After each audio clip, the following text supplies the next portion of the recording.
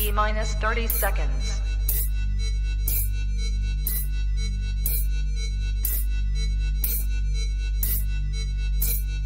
T-minus 20 seconds.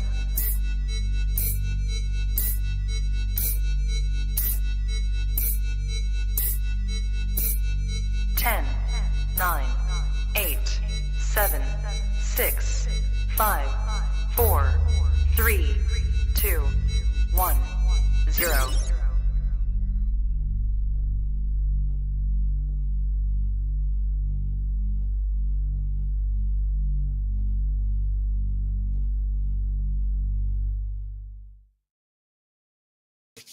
Trap Talk Reptile Network, the coolest reptile network in the world. Episode 503. William Filipek, TJW Exotics in the building tonight.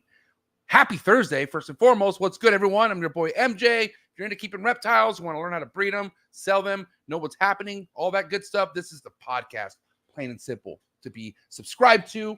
So hit that like button, hit that subscribe button, hit that notification bell, select all. You'll get all these notifications anytime anything drops out of the Trap Talk Reptile Network. You can also listen to Trap Talk Reptile Network on all the major audio platforms, Buzzsprout, Spotify, Apple Podcast, Google Play. So wherever you listen to any of the podcasts that's coming out of the network, thank you so much. 6 days a week, Monday through Saturday, okay? You can catch nothing but amazing reptile content coming out of here 6 days a week. So shout out to all the early birds, man. I'm excited for tonight's guest, William Filipek, somebody who's well overdue coming to Trap Talk. And I feel like one of the heaviest, most slept on individuals doing it right in the reptile game for sure. So we got a lot to learn about from the homie Williams tonight. Cannot wait. Shout out to 1776 Exotics, the homie Big Mike, Trap Talk Patreon member all day, every day. Appreciate you tapping in. The homie Derek Stack in the building. What is good? Trap Talk Patreon member all day, every day. Tough Art Pythons in the building. What is up, Tough Art? Trap Talk Patreon member all day, every day. PJ Creations, Eric in the building. Trap Talk Patreon member all day, every day. Piyush Patel in the building. Trap Talk Patreon member all day, every day. Man Freddy, More Valley Reptiles in the building. Trap Talk Patreon member all day, every day. Matt B in the building. Trap Talk Patreon member all day, every day. Meteoric Serpents in the building. JD, the young hitter, one of the co-hosts, or one of the hosts of Friday's Thank God It's Colubrid segments that are going down here. And you can catch him and the homie Alvaro killing it bi-weekly every Friday here on the Trap Talk Reptile Network. Also give him a follow too on his YouTube channel, Meteoric Serpents, Colubrid Corruption. Shit is popping off. Trap Talk Patreon member, the homie Kenneth Jordan in the building, City Limit Exotics, Trap Talk Patreon member all day, every day. Brian Latimer in the building. What is good, Brian? Thanks for tapping in. Julio Fulio in the building. What is good, Julio? Thanks for tapping in. The homie from Sweden, Trap Talk Sweden Patreon member all day, every day. Thanks for tapping in. Global Trap Talkers. You know what I'm saying? I appreciate you. The homie Cody from Morph Kings, Trap Talk Patreon member all day, every day. And then Steve Doss. Get the table. It's Steve Doss. Appreciate you, Steve. Thanks for tapping in, guys. Listen, if you're looking for exclusive content, if you want to get more out of what you see out of each episode, if you want to get invited to special events like Trap Fest 2024 and many other cool stuff, and get exclusive availability lists, that's right. I just posted an exclusive ball python availability list, DG clown stuff and chocolate clown stuff, and like do some really heavy stuff that you get your hands on if you head over to my Patreon. So do me a favor, if you want to come join the Trap Talk Patreon family, you're going to want to click on the very first link on that description below right there. You have, as soon as you join the Patreon family, you get a link to a Discord. Also taps you in with an amazing Instagram group chat, just nonstop networking going on. So appreciate all my Patreon members. You guys are my heart, man. I'm very thankful for tonight's sponsor. Shout out to the Reptile Super Show, which is going to be the LA Pet Fair going down this month in a couple weeks. That's right, 4 shows in one. It's going to be next level. I'm telling you right now, June 29th and the 30th at the Pomona Reptile Super Show. You're going to have bird shows. You're going to have succulents. You're going to have actual reptiles, obviously, and they're going to have aquariums, man. I'm telling you, this is going to be one for the book. Shout out to Rami. 6 acres, man. This is going to be like freaking Disneyland for any kind of pets and whatnot. I'm looking forward to this. This is going to be nuts. And yeah, it's going down again June 29th to the 30th. Make sure you go follow Reptile Super Show on Instagram and stay on top of everything. Head over to reptilesupershow.com and get your tickets as well. I'm going to be vending. There are going to be a lot of heavy hitters that are going to be there. And I'm looking forward to visiting those other buildings first and foremost. So shout out to Rami. Shout out to the entire Reptile Super Show family. Cannot wait to hang out with you guys in a few weeks. It's going to be awesome. Also, tonight's sponsor is the Chipper, #1 COCO substrate in the game. Go to COCO2.com. My thing is the COCO to go. It's already broken down and less dust. It's just, dude, it's like the premium COCO for sure. And thank you so much, Chris, from the COCO Dude. Put in TrapFam24 when you check out, and you're going to get 24% off the entire order. That will help a lot on shipping and whatnot. So, again, thank you, Chris, from the COCO Dude, the Chipper. And, yeah, website. The website is in the description below. So make sure you go to COCO2.com and place your order. Also, tonight's episode is brought to you by Blake Exotic Feeders, #1 quail in the game. No third party, straight from the source. This guy breeds it himself. No funky business.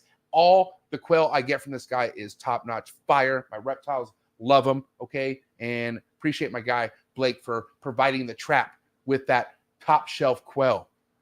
Blake Exotic Feeders. Hit him up personally on IG. Let him know that the trap sent you, and he will take extra good care of you. Again, Blake Exotic Feeders. #1 quail in the game, all right? Someone else who's #1 in the game, that's my guy, Mark Bailey from Mark Bailey Reptiles. Head over to Mark Bailey Reptiles on MORPH Market. Give him a follow. Be ready for a lot of heat. If you're in the ball python game, you don't want to sleep on this guy. I'm telling you right now. He only has a couple more years with us, I think, before he checks out and says, F it, I'm going to go travel the world. From what I heard, just a rumor could be, but I don't know. Mark Bailey Reptiles, the GOAT in the ball python game for sure. So be ready. Also, tonight's episode is brought to you by Focus Cube Habitats. What you see behind me, 3x2x2 PVC built and designed enclosures out of Texas. Stephen and Ashley, Focus Cube Habitats. They're the best, man. The nicest for sure. The freshest, the cleanest. And day by day, my room will only have Focus Cube Habitat enclosures. No racks at some point. Not yet, obviously. I'm not close to that. But at some point, yeah, I don't even want rack systems no more. I really don't. So, but yeah, listen. Chat. You guys are amazing. If you're in the chats tonight, if you think tonight's episode's worth of any kind of a super chat, or if you have a question or a topic that you think is important for tonight's guest, then don't be shy with the super chats, man. Don't be shy. And what the fuck is Dave wearing? Physical. It's time Feeling good, buddy. Physical. I missed you. I missed you too, man. You look great. Thank you. I pulled out the old Gold's Gym tank top for William. You do push-ups before or after bed? Never in my life. Dude, listen, it was a no-brainer having you come on tonight's show because you know William, man. Dude, this guy is so, like, I mean, he's low-key, but he's not. Like, if you're in the game and you kind of dabble in multiple species, you come across this guy's account and what he has going on. But what do you know of William? Like, what can you give us? I mean, I love William, man. I've known him for, I think I met him about 9-10 years ago. I think it was right around the time he bought his first, like, bamboo het puzzle. Met him at a Daytona show, been herping with him, got drunk with him. Haven't seen his collection yet, though. He's never invited me over to see his collection. But he's in your area in a sense. I don't want to say like the same like city and stuff, but like he's in like the vicinity where you're at, right? In the country. Like 2.5 hours. Okay. Damn. Not bad. Yeah. You know what? I from what I understand, people who live in the sticks don't really like to invite a lot of people to their house. He doesn't live in the sticks. Oh, sorry. I just assumed that, I guess. That's cool, man. Stereotype. Yeah. But, you know, if you want to talk about a place to be in the hobby, I feel like if you are dabbling in more than one species and you're super passionate about it, I feel like you're in a good place. I don't think there's any, like, stale moments in your collection right now if you're one of those keepers. You know what I'm saying? No, for sure, man. You know, like I said, I like the build of his collection. We'll get into the details when we talk to him, but, you know, like I said, I like the progression. Yeah, definitely. It's going to go down. I don't know about you, but let's bring him in. I'm ready to rock with William if you're down. Let's go, bud. All right, guys. I'm glad you guys are here, but it's that time. Do what you got to do to get your mind right. Do what you got to do to stay hydrated. Episode 503. William Filipek from TJW Exotics coming at you right now. Let's go. Cheers.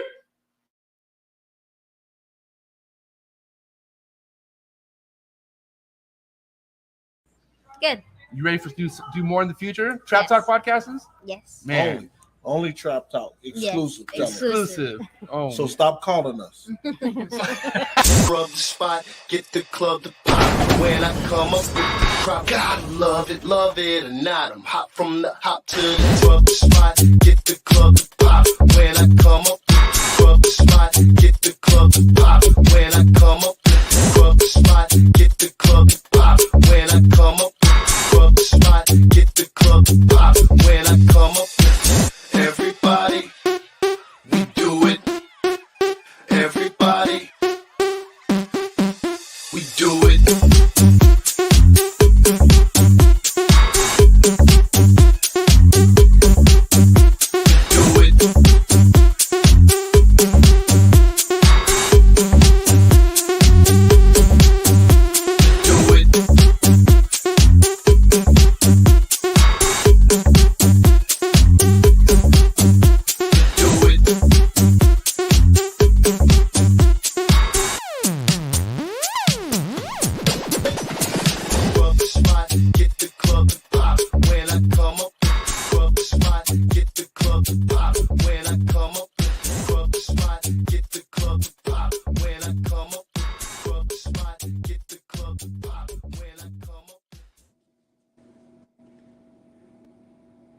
We're live, episode 503. William Filipek. What's up, William? What's up, guys? Did you tell him to wear that, William? Oh, he's a little too flaccid for that. You should have been pumping. Nah, the arms. Look at that. You got them granny shoulders going on, man. Fuck, man. Well, hey, I got this little guy with me. You know, I was going to try to work it the whole episode. It's like 3 pounds, and I'm afraid that I don't think I can do it the whole time. I'm willing for you, buddy. Oh, yeah, there's my weight. Oh, I don't know if you saw it or not. Yeah, what do you use that on your wiener? Hey, don't judge me. hey, but I'll tell you what, if his muscles were anywhere nearly as filled in as his beard was, I'll tell you what, he'd be a man. He'd be a fucking yeah. Big dreams, buddy. Big dreams. Hey, William. Where it matters then, right? Bro, long overdue, my man. I appreciate you being here so much. I like I said, I met you 3 years ago, I think, probably at Arlington or an NERBC. Yeah. And, I have to apologize for that too, man. You met me at a horrible time. I was just driving. Well, I wasn't just driving in. I drove all day to Arlington. Wanted to eat out with Dave. Didn't eat the whole day. Dave was he said, I got to go to the bar in Arlington. So he started talking to everyone and just wouldn't fucking stop. Wouldn't stop. Just kept talking. And I was getting really irritated. I was like, I thought we were going to get sushi, but clearly not. I was just stuck eating whatever was there. Yeah. Hey, way to set the tone early, buddy. Huh? No, I'm just saying, you're treating me like my girlfriend right now. Hey, man. Do you see the size of me? If I don't eat semi-regularly, bro, it's like, I get it. She gets grumpy too when she's hungry. Yeah, I can tell. But it's a bit of a size difference, Dave. I get a little aggro. Yeah, that's fair. Hey, I'll keep you in mind next time I'm trying to be happy. No, you won't. Stop that. Dave, you understand Dave's built where he could easily go being starved, I guess, you know, and then he'll get to the point where he'll eat what he needs to eat. But conversation's everything for Dave. Dave will always pick talking about whatever hell he needs to talk about versus eating for whatever reason or something else. From what I can predict, Dave, you're a social butterfly, my man. Yeah, I just want friends. Hey, but William, one thing I realized right off the bat is, like, you know, obviously when I started traveling and meeting people more, and basically like after I met Dave and started paying attention to like who's who, I noticed your name right away. Like, but I also noticed that you're like low key. You're not like a lot of people who are on YouTube and like showing their faces off on their Instagram all the time. Like, you just post your shit, and I've been following it, been respecting it. But, you know, Dave mentioned about you coming into the puzzle game early on, about 9 years ago. So, dude, fill me in, man. Show me your actual like background with this and how it all led to where you're at, working with so many different species now and all that stuff. Oh, man. Well, I was always an animal guy. I've always had a fascination with animals. My grandparents would take me to like the zoos out in Chicago. My parents would take me to one up here in St. Louis. So I was exposed to animals my whole life, and then obviously seeing them outside and everything. But there was it was like 97, 98. We only had a few channels, but I remember there was a video of Steve Irwin catching a Parenti monitor, and that stuck with me years. I was watching all kinds of Steve stuff. Yeah. And I do remember too, and I was telling someone else, I go, you know what stuck out to me the most and probably why I'm into keeping reptiles? probably just as much as I would be than looking for him in the wild was whenever he did the Croc Diaries, when it was all at a zoo. Yeah. Found that super interesting. You know, you had just all these different enclosures with all these different animals, and you work with animals all day. And I thought that was super neat.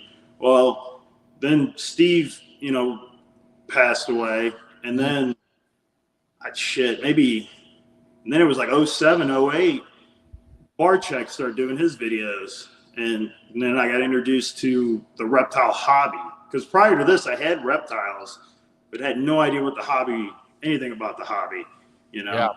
Barcheck kind of opened that floodgate to a lot of us, our generation, I'd say, you know, when he showed us how it is, you know, well, how it's perceived, I guess, because then probably, I started breeding, and then I started sometime around 08, I started breeding stuff like leopard geckos, Pyxis geckos, stuff like that, electric blue day geckos or something. And I came across, I used to follow people like JMG, you know, Junior, when he was doing a lot of leopard geckos, and people like that, urban geckos or whatever they are up in Canada, and a few other gecko people. But then Barcheck really got me into the snakes, you know, because that's what he was known for, is just working with a wide range of different species.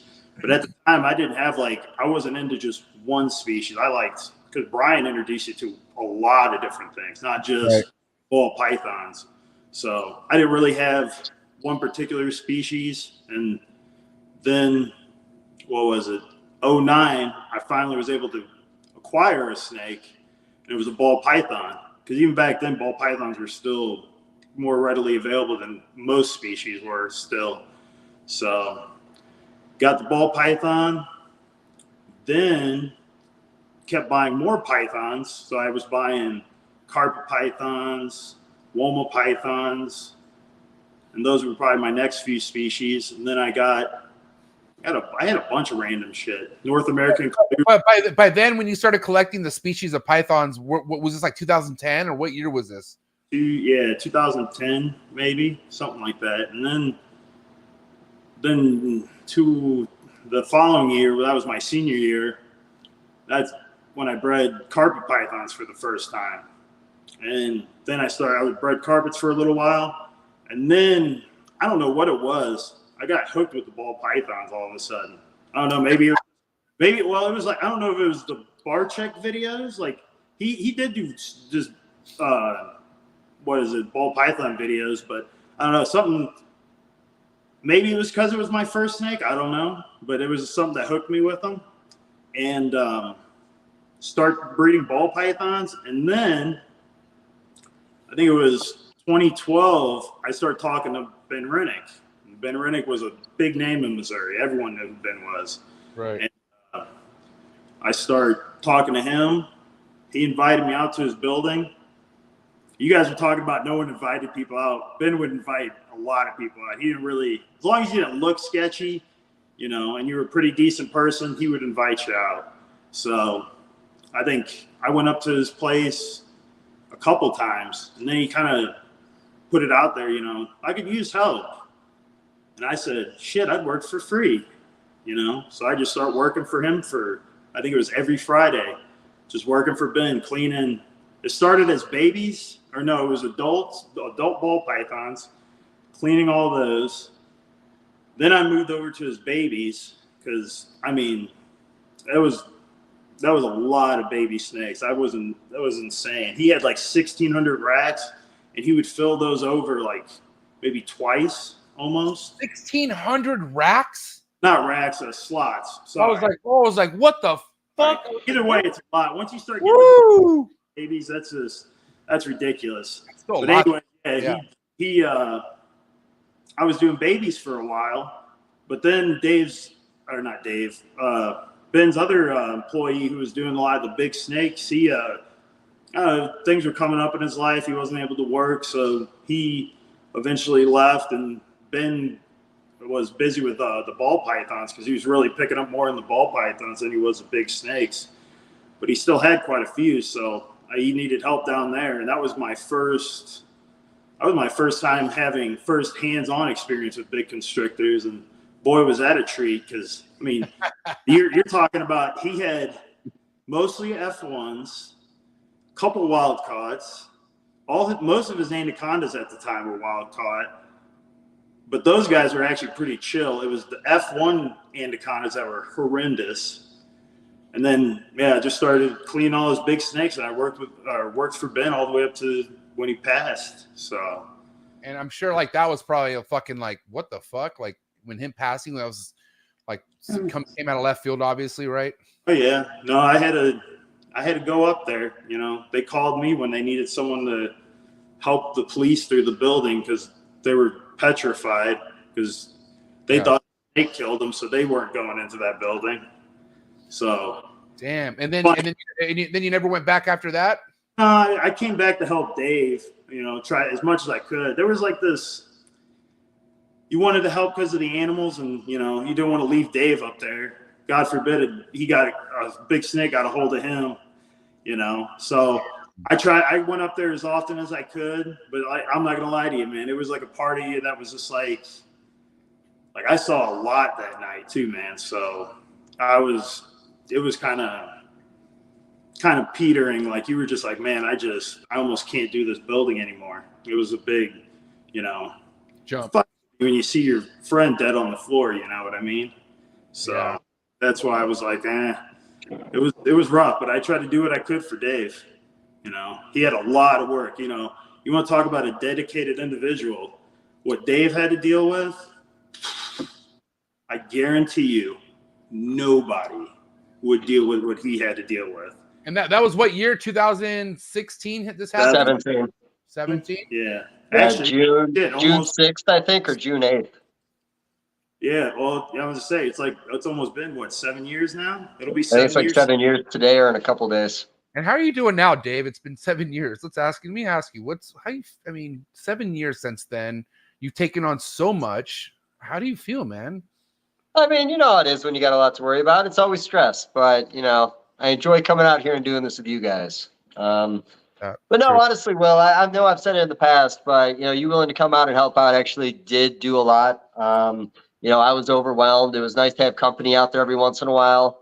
Like I said, it was a weird situation for everybody, and you know, I always told you I appreciated that. Yeah. Like I said, it was impressive, Dave. Like I genuinely was. Like I've never seen that kind of work ethic in my life. What Dave did, Dave went from 150 animals from your previous collection to 1,000 animals or 1,500 animals or more than that, even with babies. And yeah, you know, like a spare bedroom and a little spare bedroom full of animals, pretty much. Yeah. But no, it's overwhelming. But just like you know, I talked to Ben so much. You know, I learned a lot about what it was to work at scale just from having those conversations with him. You know, I even hit up like Shun from Dynasty Reptiles after that happened and asked him, you know, what do you do with all this stuff?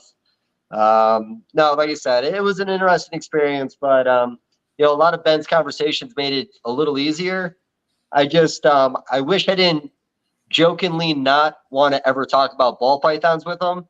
He'd always tell me I should know about these special genes he has here and things he was working with. And I would always jokingly say, I don't fucking want to talk about ball pythons. So it'd have been nice to actually know some of that because I've gone the long way of figuring it out. But no, like I said, the whole thing was an experience. Definitely experience. Oh yeah. But I'm curious, William, you know, like I said, I've been following you and I noticed that you don't really play around, man. Like you know, you have a lot of attention to detail. Like, you know, I could tell you have really nice quality looking animals. You just recently got like a new room that you did, which we're going to tap into. But I before we get into that, I'm curious. You said you graduated in 2011, high school, 2010? Yeah. Okay. Yeah. Nah, shut the fuck up. Are you kidding me? You got me. I got you by like 9 years, buddy. I'm by age faster than you guys. But, you know, dude, you know, where were you getting the funds, even in high school, to have carpet pythons and getting into ball pythons? And like, what were you doing to get the capital for this stuff?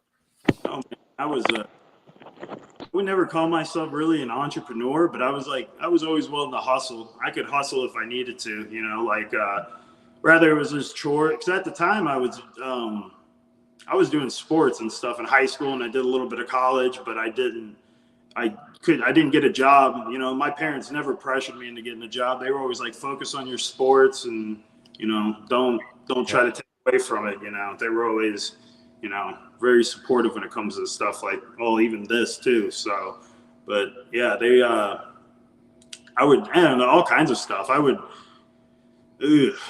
whether it was mowing grass for my grandparents, or I used to, I don't know what you guys used to do. I know in football, we used to get these gold cards, and I used to steal them from the school, and I would get a big stack of these, and I know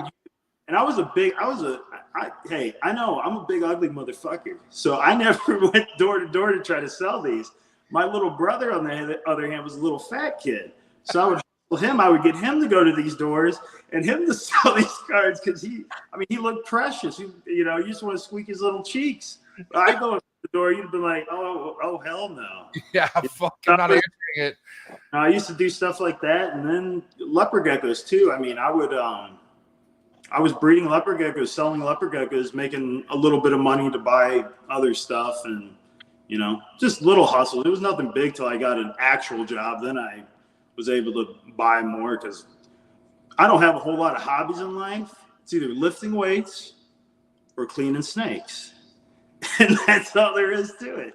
Yeah, I mean, a lot. I'll hang out with people occasionally, and that's, you know, I'm not a big people person either, so I don't really get a whole lot of enjoyment hanging out with a lot of people. So it's not that big of a deal, you know, to just save money and not have to worry about spending it on nonsense. Like, I was never a car guy, so I never had the expensive car.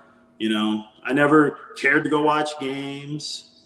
I wasn't out there chasing ass, so I wasn't doing any of that stuff. So if it came to me, it's one thing, but I wouldn't go out of my way to go look for it. Dave, have you always been an outgoing, like, people person, like how you're in the reptile world? Was that kind of your personality, like in high school and like in other places too? I think in 9th grade, the nerdiest kids in the school would actually pick on me, if I remember right.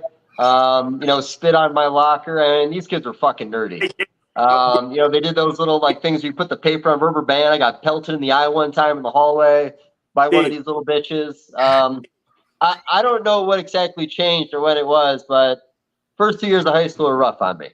Dave, senior year was good. I peaked in my senior year. Okay. Dave, what year did you? Where were your high school years?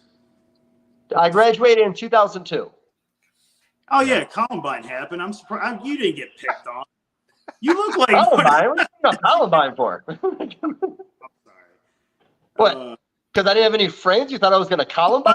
No, it had nothing to do with the friends, Dave. It's the way you looked in high school, man. I know you didn't get picked on. I had a bowl on my head and they gave me a haircut. I looked like a bitch. That didn't mean I was going to bring a gun to school. Uh-huh. Well, I will say this. The reptile world gives people an opportunity to, like, if they never really got an opportunity to be cool ever in their life, you know, you do get a clear slate to reinvent yourself in the reptile world from what I've seen, because I've met some people that I feel like have never been cool their entire lives. And now they got a couple ball python clutches under their belts or whatever. I see that they're coming out, and that's great. You know what I mean? But holy shit, man, I feel like this has been the best time of people's lives. And I will say, man, I'm not saying like, dude, this is the funnest I've ever had. I mean, so I'm not saying that, you know, not clowning on anyone, but I get it. Like, I can understand how, like, you know, people come into this and they fucking flourish, and their personalities do kind of take off in a sense. But this kind of was a world, and still is a world, for people who hate people. Like, you know what I mean? In a sense. Yeah. But that has to change, right? And I want to say, like, for instance, like, I see you, I pay attention, William. I see where you drop money into certain things. I know if you went through fucking Blake, okay, to rebrand yourself, that was not cheap at all. Okay. That takes some crazy investment. So as much as you're like, I'm not really a people person, you know, you have to be in this at some point, right?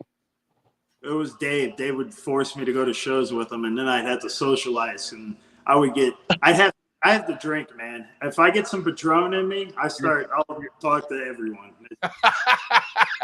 That's good. That's good to know. May not be pleasant talk, but you know, it's some sort of talking. Yeah. But what's your, like, okay, because, you know, for instance, I don't know where you're at in the ball python game, but for you to have puzzle for so long, it looks like you were kind of ahead of the curve with certain stuff. And where are the breeding projects for you right now in ball pythons? Are you even making anything as far as anything back from your projects and whatnot that's helping other stuff out in your reptile collection? That's what funded the whole Blake thing was the 2020 and 2021 ball python reptile craze in general, you know.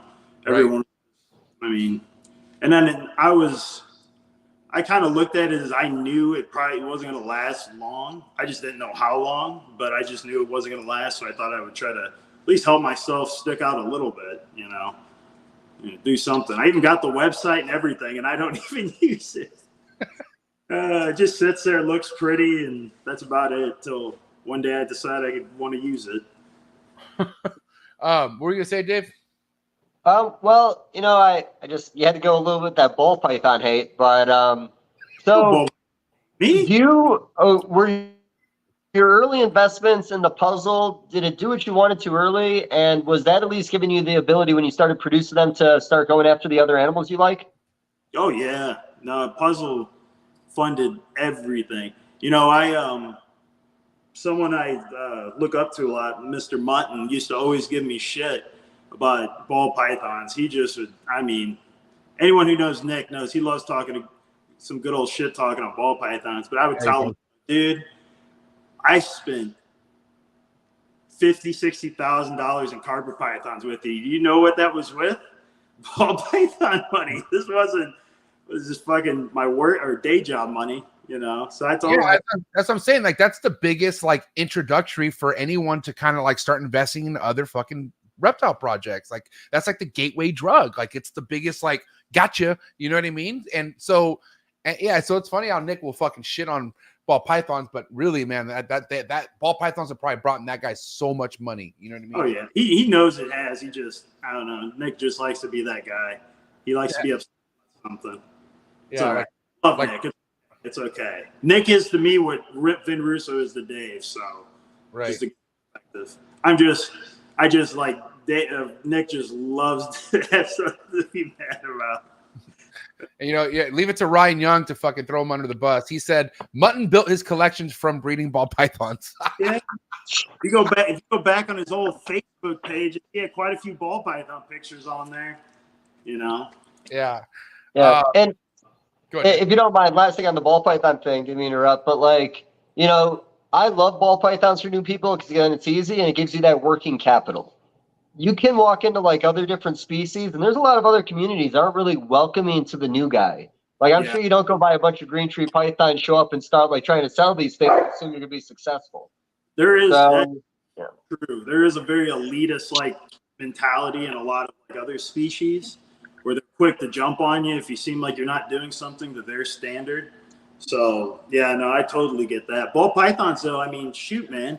They teach you a lot, man. Like, that's where I got to know how ovulations look, you know, or feeling palpating, and you know, the stages of reproduction with ball pythons. You know, you learn all this from seeing like and then working for Ben too, because I got to see hundreds of ball pythons. So I got, you know, accustomed to seeing what it looked like in pythons in general. Because once you see it in ball pythons, it's pretty straightforward in other species. Because it does kind of amaze me when I talk to a lot of my non-ball python friends, how they're not confident when they think a snake's ovulated. They kind of just go, oh, it looks like it.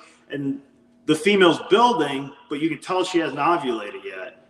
And I'm just like, yeah, man, you're still a little ways away. I wouldn't just count your chickens yet, or count the eggs before they've hatched, you know. But yeah, they teach you a lot, man. I mean, especially if you do numbers of them, you know, you can grasp a good understanding of python reproduction in general, not just, you know, for ball pythons or anything.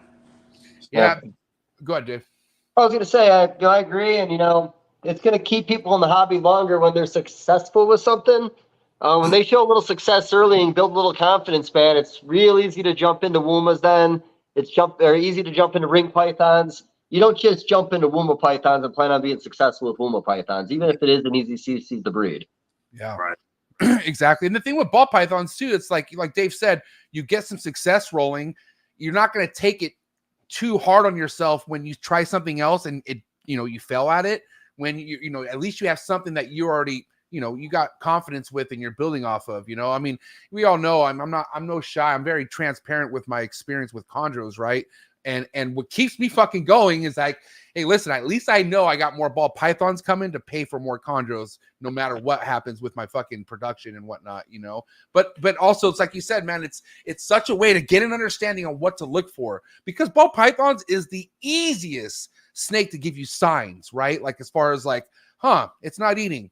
Wow, it's turned upside down. Holy shit, it just ate a fucking football. Wow, we got eggs. Like it's that straightforward. But if you look into the white lips and other stuff, bro, it's not as straightforward. Like you can see stuff, but you got to look a little harder, I feel like, with the other species. But that's what makes it interesting. I feel like ball pythons is such a walk in the park where you should want to get challenged a little bit after ball pythons, I feel like. Yeah, if you like them. My thing's always been do what you like, man. If you don't like ball pythons, don't force yourself to do something you don't like. That'll burn you out so fast. It'll just be, then why would you have even bothered getting into it if you were gonna intend to burn yourself out on it?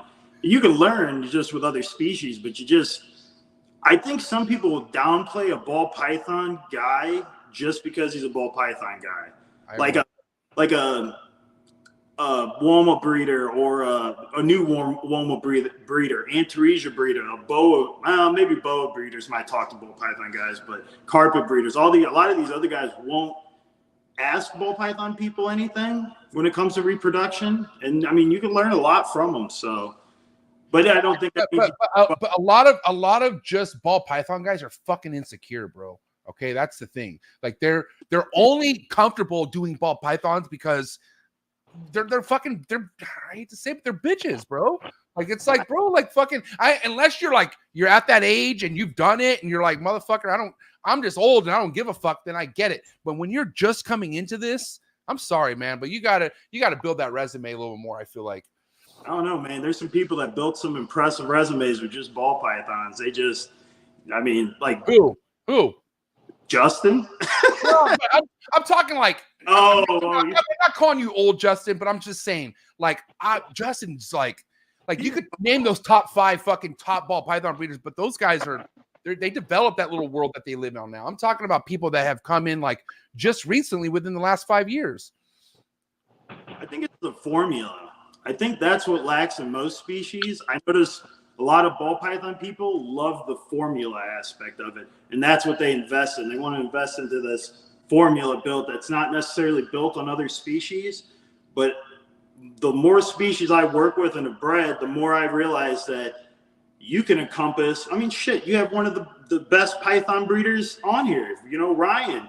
You can tell, if you just lump ball pythons with all the other pythons, you'll have just as good success, doing the cycle feeding, not feeding them for a while. I do a lot of feed cycle, very similar to like Ben Russo. Might only feed them like 6-12 times a year, just a big ass rat.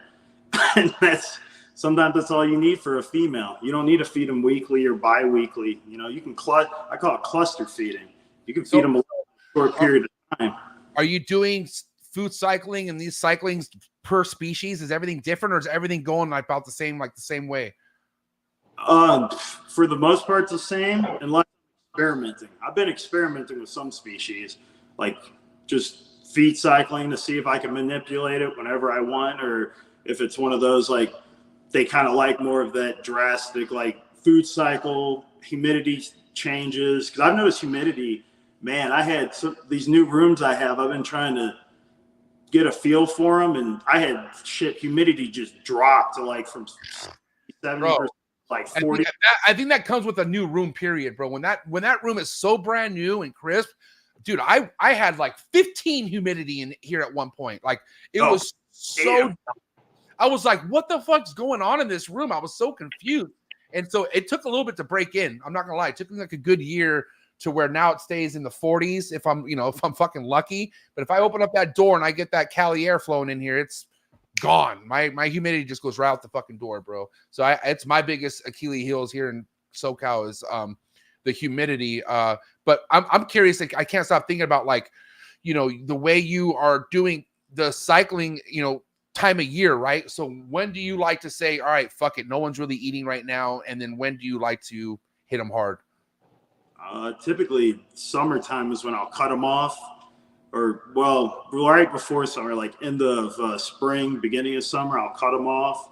And I won't feed till, you know, fall. I won't start feed like, you know, maybe like September, you know, is when I start feeding them again.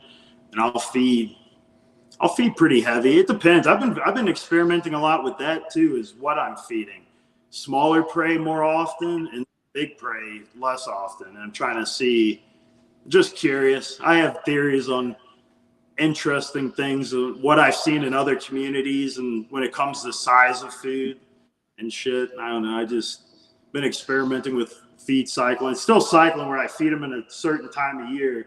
But instead, I'll feed big meals, some I'll feed smaller meals, you know, just to see which is strong. And it may be individuals too. I know this with ball python. That's another thing. You'll see that individuality in species is, you know, very apparent in ball pythons. You know, I had a female ball python ovulate, and she's like 1,000 grams. Wow. She has a whopping 3 eggs in her, but she was. She only ate once. I moved everything in the building in January. She only ate once. Started building. I said, "Fuck it." I don't even know how old she is. She's probably 4 years old. You know. So I said, okay, so William, technically, like if this was a Facebook ball python Facebook live or some shit, you'd be fucking getting wrung out like a goddamn. Like a dirty rag. So let's talk about, for anyone out there pulling their hair out, like, what the fuck, 1,000 grams? What was your justification for it? Like, what made you feel like this snake is fine, it could breed, fuck what anyone thinks about it needing to be 2,000 grams? Like, let's tell us your thought on that. I saw Ben breed a 900-gram female. Like, actually, it was gravid at 900 grams. So I've seen them small. And then, like, that's another thing, too, is sizes is such a made-up bunch of bullshit when it comes to snakes, man. I mean, I've seen snakes fluctuate, like, I mean, look at chondros. I mean, shit, you get, double the weight of what a wild one would be, but 500 grams is still reproductive, you know. You can get 3 times the size. You know, retics, you can get huge ranges in sizes. You know, people think, you know, people used to give chondros a hard time with overfeeding. I used to have the joke with retic people is, you know, back in the day, it was like, well, if your retic doesn't weigh as much as the owner, then it's not breedable. You know, It used to be fucking people would feed the shit out of their retics, and they just, I've seen some retics look like blood pythons. That's for sure. It's bad, but yeah, size is the biggest hunk of shit I've ever, you know. If they're old enough and they look well, she's a stumpy. She's not very long. She's maybe 3.5 feet. I always say, just like as humans, everything comes in different shapes and sizes. Like, you can't say everything's going to be 5-6 feet or whatever. Like, it all really depends on that snake and its genetics and how it came about. Like, you know, that's why we got little people. You know what I'm saying? And that's another thing too. And that it blows my not blows my mind, but it's interesting how snake people in particular are the only people that will look at a wild snake and go, that thing looks like it's going to die. And yet no other animal in the animal kingdom gets dubbed that same. I never hear anyone looking at big cats like lions and says that 450-pound lion looks like shit. It needs another 100 pounds on it. That tiger looks like shit. It needs another 100 pounds on it. You know, that gorilla looks like a bulimic human. It needs weight on it. Now, I'm not saying animals can't be skinny. Obviously, they can be. But I think we vastly underestimate that most of these snakes actually don't look bad. We just have this mindset of, oh, we just need to feed the shit out of it because it's been in the wild. It's clearly underweight. And then people base it off of imports. You don't know how long that animal's been in transit. That thing could have went 2 to 3 months without food or water. So of course it's going to look like shit, you know. And then you see some animals that look fine. Those are probably animals that, you know, were imported in a relatively decent time, you know. It's weird. People always just put this caveat on wild snakes is, oh, this snake is underweight. It needs to be twice that size. And I just, Well, I mean, you've taken in a lot of imports, right, William? Like you've dabbled quite a bit in the import game, haven't you? I've done a little bit, but not a lot. Nothing like some people have. Not like you're an important guy. You can do a lot of that stuff. I used to. I haven't fucking taken in a wild caught in I don't know how many years. It's been a while, but I mean, I definitely used to dabble. I mean, I would say half my adult female condors I have are fucking wild caught that I've gotten from a few years back. So, but you know, kind of go back to feeding. You know, like you've had success with white lip pythons, the southerns and northerns, from what I understand, or just northerns. Northerns, just the northerns. I just picked up some southerns recently, and Okay. the guy I like. The female I have is so much better than I have I probably have 15 gold phase white lips, or the northern white lips right now, babies and adults and juvenile. Yeah.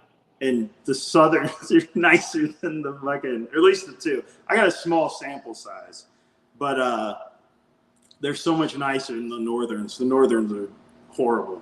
I don't have it. You're talking about their attitude, right? Oh yeah, attitude. They're just. It's game time most of the time, other than when they're gravid. Dude, like a somewhat mellow. Yeah, you know, it's crazy you say that because, you know, when my female laid her clutch, she's a pistol, bro. Like super just unpredictable. She'll go from like, okay, you can handle me to where she's just going to bite me out of nowhere. But holy shit, she was so submissive. Like, cause I was dreading. I was like, dude, how am I going to fucking pull this snake off these eggs? Like she's psychotic. But man, I literally got in there like a ball python. And I was able to pull her right off. And she was just kind of like, whatever, like didn't give a shit. Yeah, like didn't care at all. But you know, your white lips, like the northerns, how big of a meal are you hitting them with? Like when it's time to get them ready for breeding and whatnot. I'm just curious what your sizes are like. I was just feeding them mediums, mostly medium rats, small medium rats, but I was feeding once to twice a week or something like that when I was feeding them. You know, period of time, like for 5 months, I wouldn't feed them, and then I would start feeding them again. You know, and I don't. Hey, so did you actually witness any copulation with your white lips? No, dude. They were. So here's the thing. I had them in a 6x3x3 or 6x2x3 vision cage, and they were cohabbing in there. And I just let them do their fucking thing, and then I ended up getting rid of all the vision cages. And I put them back in a rack system. And when I pulled her, that's when I was like, oh man, you look pretty fucking gravid. And then I noticed she wasn't eating. And then she went into shed and then she laid. So I didn't, dude, I never saw shit. They always would go in the hide and they would snuggle, do their thing and then separate and then repeat. That's what they did. I noticed my male would get real protective. Like he would, at least one of the males, the other male I've heard Ryan say this before, and it seemed true. They would sport fuck, but they wouldn't. But then the other pair that actually that's bred multiple times for me now, it was like a bond almost. It was kind of wild. It's just that pair though. I think I've asked Lisa. I don't remember if she said that theirs or hers would do it, but mine would only do it when they were breeding. When they were ready to go, he would protect her, or it seemed like he would protect her. I'm not saying he would. They're white lips too. It could have just been he was on one, so he was the first to try to go for me. So yeah.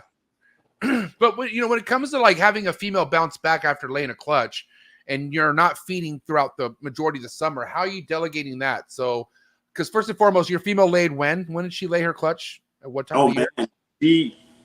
2022, she laid in April, I think. Okay. And then the following year, she went real late. Last year she laid when her first clutch was hatching in July. She laid that 2023. She laid in July. So the time she was laying her eggs, her clutch previously was already hatching out. So I mean, she was months behind. So wow. I don't think people talk about these things have to be in like one particular season, and that's the only time it can go. They seem like they can. Well, Lisa's proved it. Lisa's bred that female Southern three back-to-back years, 3 different times throughout the year. If you're not really like temperature controlling the fuck out of your room, it really is unpredictable when they could go again. I feel like, because here in SoCal, bro, like even my ball pythons, every year it's at least getting pushed back more and more and more. I will say the only snake I have that have been laying like fucking clockwork when I do breeder is my one chondro, Mimi, who's giving me 3 clutches, and every single time it's 1 or 2 days off from the year she laid before. But that's it. Everything else from what I've seen always goes later on. You know what I mean? This is the time of year, for whatever reason, this is usually the time of year my ball pythons start picking up for whatever reason. Like I'm starting to get ball pythons starting to build follicles or have pretty good sized follicles. So those animals I'll feed those animals, the ones that are breeding, but the ones that aren't breeding, they just don't get fed. They're not getting fed till, and here's the thing too, is like if I'm gonna breed it, I will feed it like I'm going to breed it.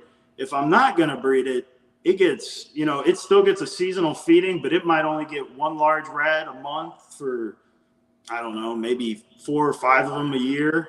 And that's it. They don't get anything other than that. I'm not trying to reproduce them. So I call that coasting weight, dude, the food's not that available in the wild, bro, at all. Like it's not. Dude, these things will go a year without food. Easily. They usually don't have a problem with it. So I think that's what that whole 1,000-gram log, shit came from, was just us trying to grow a snake way too fast.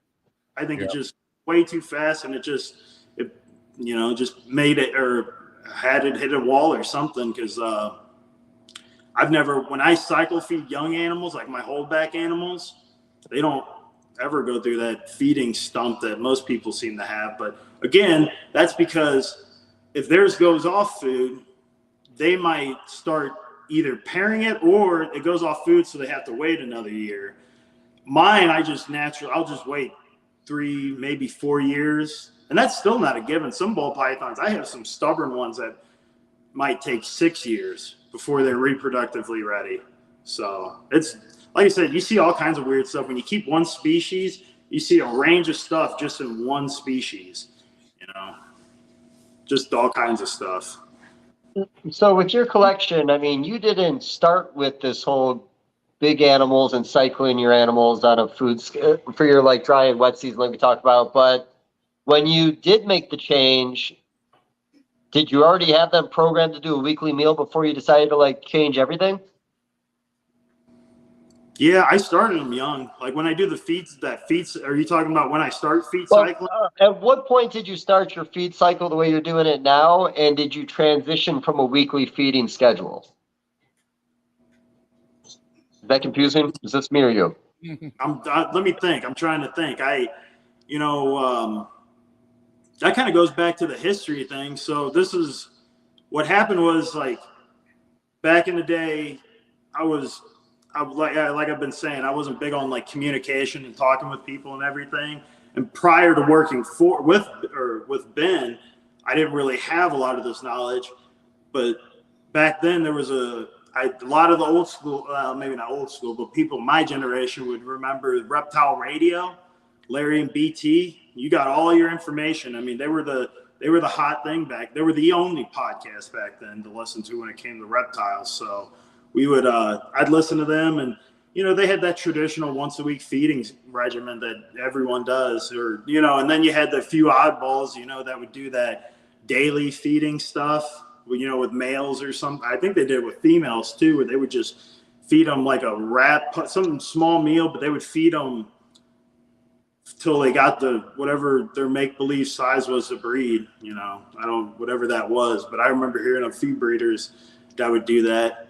So, and then eventually when I don't know what really triggered me to want to work with a lot of other species. I think it had to do with when I was building a ball python collection. I remember back in the day, especially the big time people my generation looked up to was like people like Barchek, Kevin, Peter, all those guys. And, and Bob, and when you thought of all those guys, you thought, none of those real successful guys at the time, or people at the time, didn't just work with one species.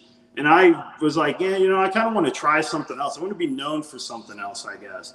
So, and then that led me down the carpet python path. And then that led me eventually to like NPR, because I'm a podcast nerd, man. I can name every podcast, almost every old podcast. Anyways, the newer ones are a little harder to keep up with. I was going to say, there's no way in hell you're keeping up with the ones nowadays, bro. Back in the day, I listened to all of them. I mean, it was Reptile Radio, Royally Addicted, Parade, NPR. Those are the four main ones I would listen to, you know. And you know, I started listening to NPR, and you know, you listen to like other Python people, they do stuff like the reproductive what is it, the Python and Boa reproductive book, the Bible. They still went off a lot of that, you know, what they did with those animals or those species. And you know, I was like, man, feed cycling sounds so much better, because I don't have to worry about having to get rats every single week, you know? So if I can just cluster all this, it would make it so much easier than it would just to feed every single week, or, you know, however often the, you know, ball pythons were doing it at the time. So it was probably 2011 or 12 when NPR started coming out is when I start really trying to implement or try that cycle feeding to see how, you know, just how it would go. And there's this weird boundary. Like when you do other species, it's like you're always afraid to do it with your ball pythons because you're afraid to get judged by your ball python friends or something like that. I don't know what it is. I see it in a lot of people. You'll see they'll treat their other species so much differently than they'll treat like their ball pythons. When in reality, you would treat them the same as you would treat a carpet, immaculate python or a savu or anything like that. You just How deep are you in carpets at this point? I got a number of them. I got a whole wall. I call it the Great Wall of Morelia. Kind of like your wall.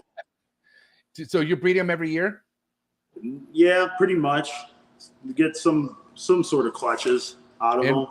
And what's the deal with the carpet python market, you feel like right now? How do you feel about it? Like, you know, obviously compared to other stuff that's, you know, taking somewhat of a hit, but there's other places doing where other species are doing well. So where are the carpets at for you? You feel like they had a boost. I remember back in, like Dave remembers, it was when Starkey used to come over to the States, and I noticed a boost in the carpet python industry for a little bit. But that was back when a lot of stuff. I remember blood pythons roughly around the same time was gaining popularity. I think that was the time where other people were trying to look for something other than the next ball python is what they would always call it. You know, they were trying to find something, and that was when carpets, bloods, and I think retic people were trying to make retics or like that too. You know, that was a thing.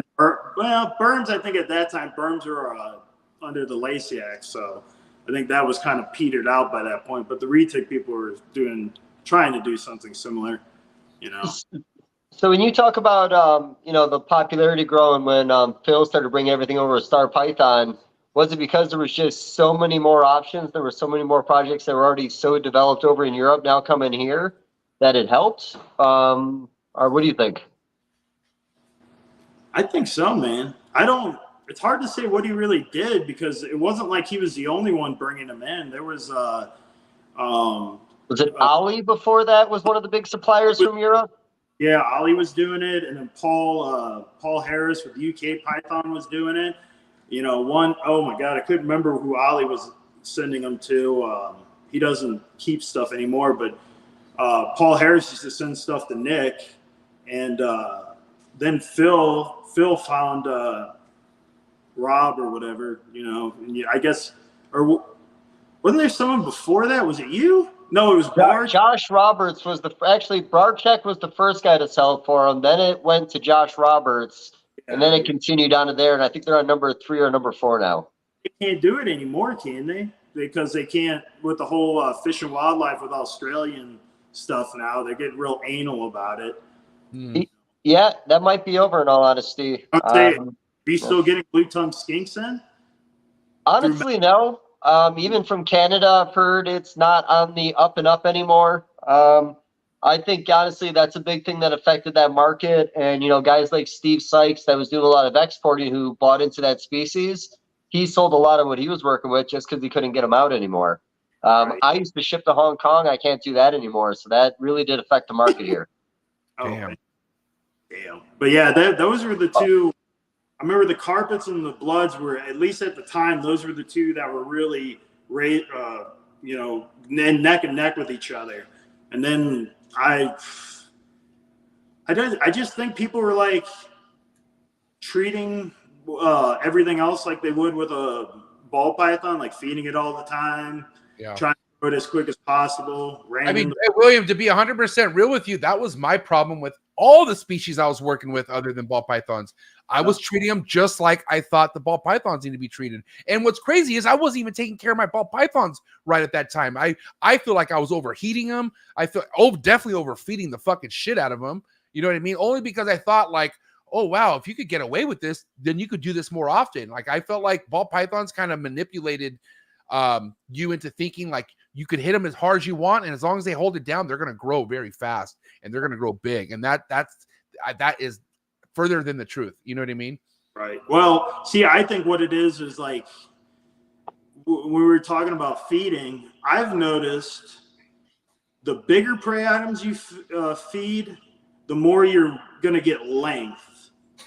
And, but if you feed a lot smaller meals more frequently, you seem to get more girth. Like you seem to get fatter ball pythons. Like a lot of the people I see with these $5,000-$6,000 gram ball pythons are like, they're no different in length than the ones I have, but they're probably 3 to 4 times the girth of what, most of those people with 6,000 gram ball pythons are. So, and I think this got more validated when I went to the zoo, the St. Louis Zoo. They had some fucking monsters, ball pythons. They had ball python. I think their youngest ball python was 35 years old, and their oldest was 55. It was that one that laid the clutch at 62 years old, and that thing. They had ball pythons in these neodesha cages, these 4-footers, and this ball python was sitting its head outside of a hide, and this thing had the head the size of a juvenile Burmese python. This was it was fucking enormous. I mean, that's when you know a ball python is getting old. Well, not just a python in general starts getting old. Their heads just get beefier. They start getting those bulldog-like heads. They get real wide and stuff. When you get the little pinhead snakes, then it's not old. It's just fat. Like retics. I mean, I hate to pick on the retic community, but they were the prime example of this, where you would get the pinheads and the huge bodies. Chondro people got a lot of shit, but I think. Not gonna lie, I think the retic people were worse.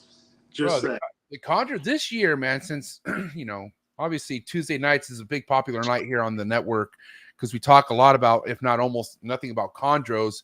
But dude, so many people have come on the show recently and said, I don't feed my chondro rats. Like they're just slowly mice, and maybe a female, if it's that time, they'll probably give it one rat or something. But rats, from what I'm hearing lately within a lot of chondro keepers, are not the choice prey item anymore. Right. And I think the only issue I would ever have with the big snakes or the big chondros is I think it's kind of like when a ball python guy sees like a ball python breeder sees another ball python breeder keeping them in like a cage or something. They get real defensive and upset about it. Yeah, it's almost like the same with the chondro people. Well, I'm not saying it's the same, but I think that's what you get defensive. If someone bred a 500 gram or bred multiple 500 gram green pythons and were getting ridiculed for it, that's when I think that's when I could see the frustration arise. It's like, well, if this is the size they should be in the wild, and you're gonna shame me because I don't have a 1,000 gram one. Like, I don't care if people have big snakes. That doesn't. I just get upset when people want to judge you because your snake's not even a quarter the size of theirs. Because, like I said, size to me is the most made-believe shit in snakes I've ever noticed compared to any other animal. Well, what's this country? What's this country known for? Respectfully, it sucks, but what are we known for, Americans? Worse. What? Isn't Mexico worse? What about what? With obesity? Leave the Mexicans out. Hey, listen, asshole. Leave the Mexicans out of this, all right? Just kidding. Great. I love being a Latino. Yeah. Don't get me started with this. Okay, honestly, maybe okay, maybe it could be Mexico. I don't know. But from what I understand growing up, from what I'm hearing other people make fun of us, America's fucking super as a whole obese. You know what I mean? Because hey, just for a reference, I'll send you a picture of me next to a full-grown Indonesian man. It's pretty sad. He looks like a child. I'm not joking. He's tiny. you got a chondro the way Nick Mutton says that they should be, and then you have Patrick Holmes chondro, which is like you, a fucking 1,000-gram fucking beast. Right. Hey, yeah, no, you're not wrong. We're definitely fat. No, but I feel like it's just like, it's like we look at something and we think, oh, it needs to eat, but it really doesn't. You know what I mean? It's just the way we think. It's the way we're raised. And like most Americans, when they're bored, what do? They eat. Eating's the coping mechanism. You know what I mean? It's still mine. I'm not gonna lie. Fuck, I still have my Jack in the Box runs every now and then again. I don't fucking care. Like it makes me happy, especially after a leg day or something, bro. I'm like, I deserve fucking, something like this. Fuck it, I don't care, but we used to call them rally runs. We used to go to rallies right after the gym. It was like it was right next to the gym. We would buy all their cheese sticks. We would be like, can we get, me and my brothers, we'd always work out together. We'd be like, can we get 40 cheese sticks? And we go, we only have 30. Well, then give us that. It was just like, yeah, we would do the same, Yeah, to Patrick's defense, it is more he's getting these chondros in massive versus him making them massive. So I'm not trying to make it seem like Patrick Holmes fucking obesely feeds his chondros, but he does have some really big chondros, as do I. I'm just saying, you know what I mean? But travels, it's obviously Dave brought up to me before the show how you've done some travels within the last couple years or something like that. Can we talk about that and who you went with and all that? Oh yeah, went with the year prior went to Africa. That was through meeting someone or selling someone snakes to Africa. Nice. And he's like, if you ever come out here, hit me up. And I was like, shit, I'm gonna turn 30. Fuck it. Haven't been out of the country before. I was like, I'm gonna just do it. I mean, I didn't have nothing really keeping me here if I didn't, other than animals. How was traveling to Africa? I gotta ask. Oh man, so that was it was rough, but only because 2 weeks prior I tore my quad in a powerlifting meet. Ooh. That bitch folded me like a lawn chair.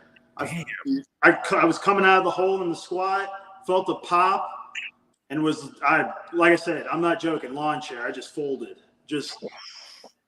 I was like, oh shit, man, I'm going to Africa in a few weeks. I really don't want to have to cancel. So I had to wait the leg out. I was trying to see what was wrong with it, see if it started bruising and all that. And it took like 5 days for this sucker to bruise. And I said, I might be limping around, but I'm going to give it a shot. So I just went with a torn quad to Africa, and that was pretty rough. The way back was pretty rough. I think the way there wasn't too bad because the plane wasn't full, so they spread it a little spread out. So I was able to kick my leg out. Because that bitch hurt the bend, man. As you kept it bent. Yeah, oof, man.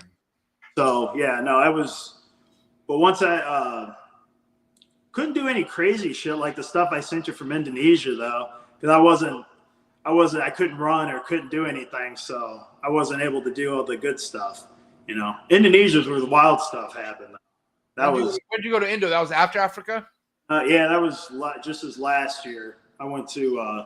Indo. That was with Daniel Solis. Yeah, shout out to Daniel, man. That guy's fucking great. I love Daniel. He is fucking wild. If you've ever traveled with that guy or been around that guy, he's fucking great.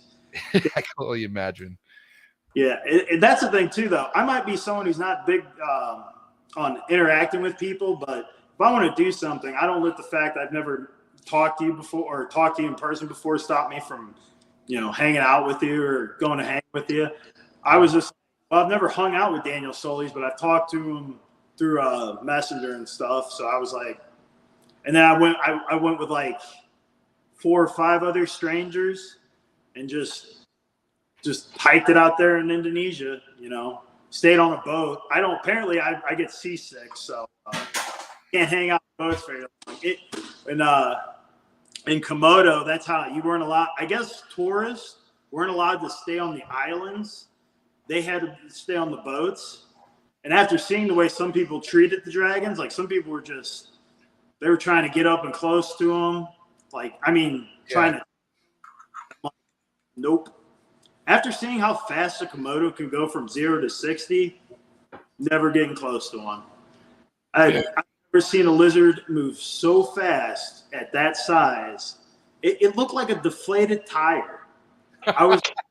It sat there, it looked like a deflated tire, a little dragon in a tree, because they would plant food, because this is a park, so there was a lot of the natives were like guides and everything.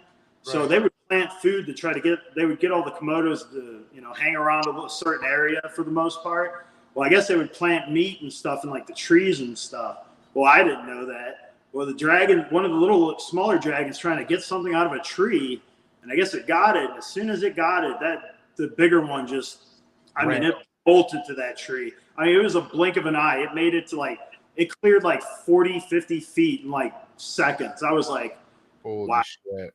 And then Daniel had the bright idea, because this dragon was stalking around the tree. It was probably 15 feet from us, and it was kind of just wandering around the tree looking for something.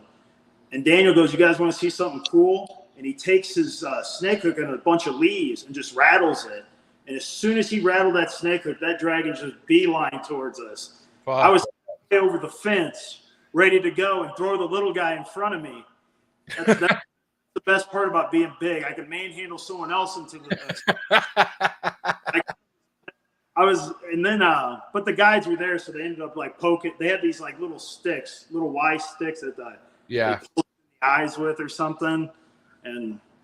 But yeah, no, Indonesia was wild. We messed with spitting cobras, king cobras, but there was nothing like the dragons. The dragons were, I'm talking intimidation wise. I mean, the venom make me all that nervous, because I don't really even have any previous venom experience with venomous snakes or anything. So whenever we went there, they were all pretty chill. You know, the cobras, they weren't, as long as you weren't manhandling them. Like the one guy was trying to get a pellet gun out of the back of this cobra's hood. So that one was pretty pissed. But other than that, they were all generally pretty good, you know.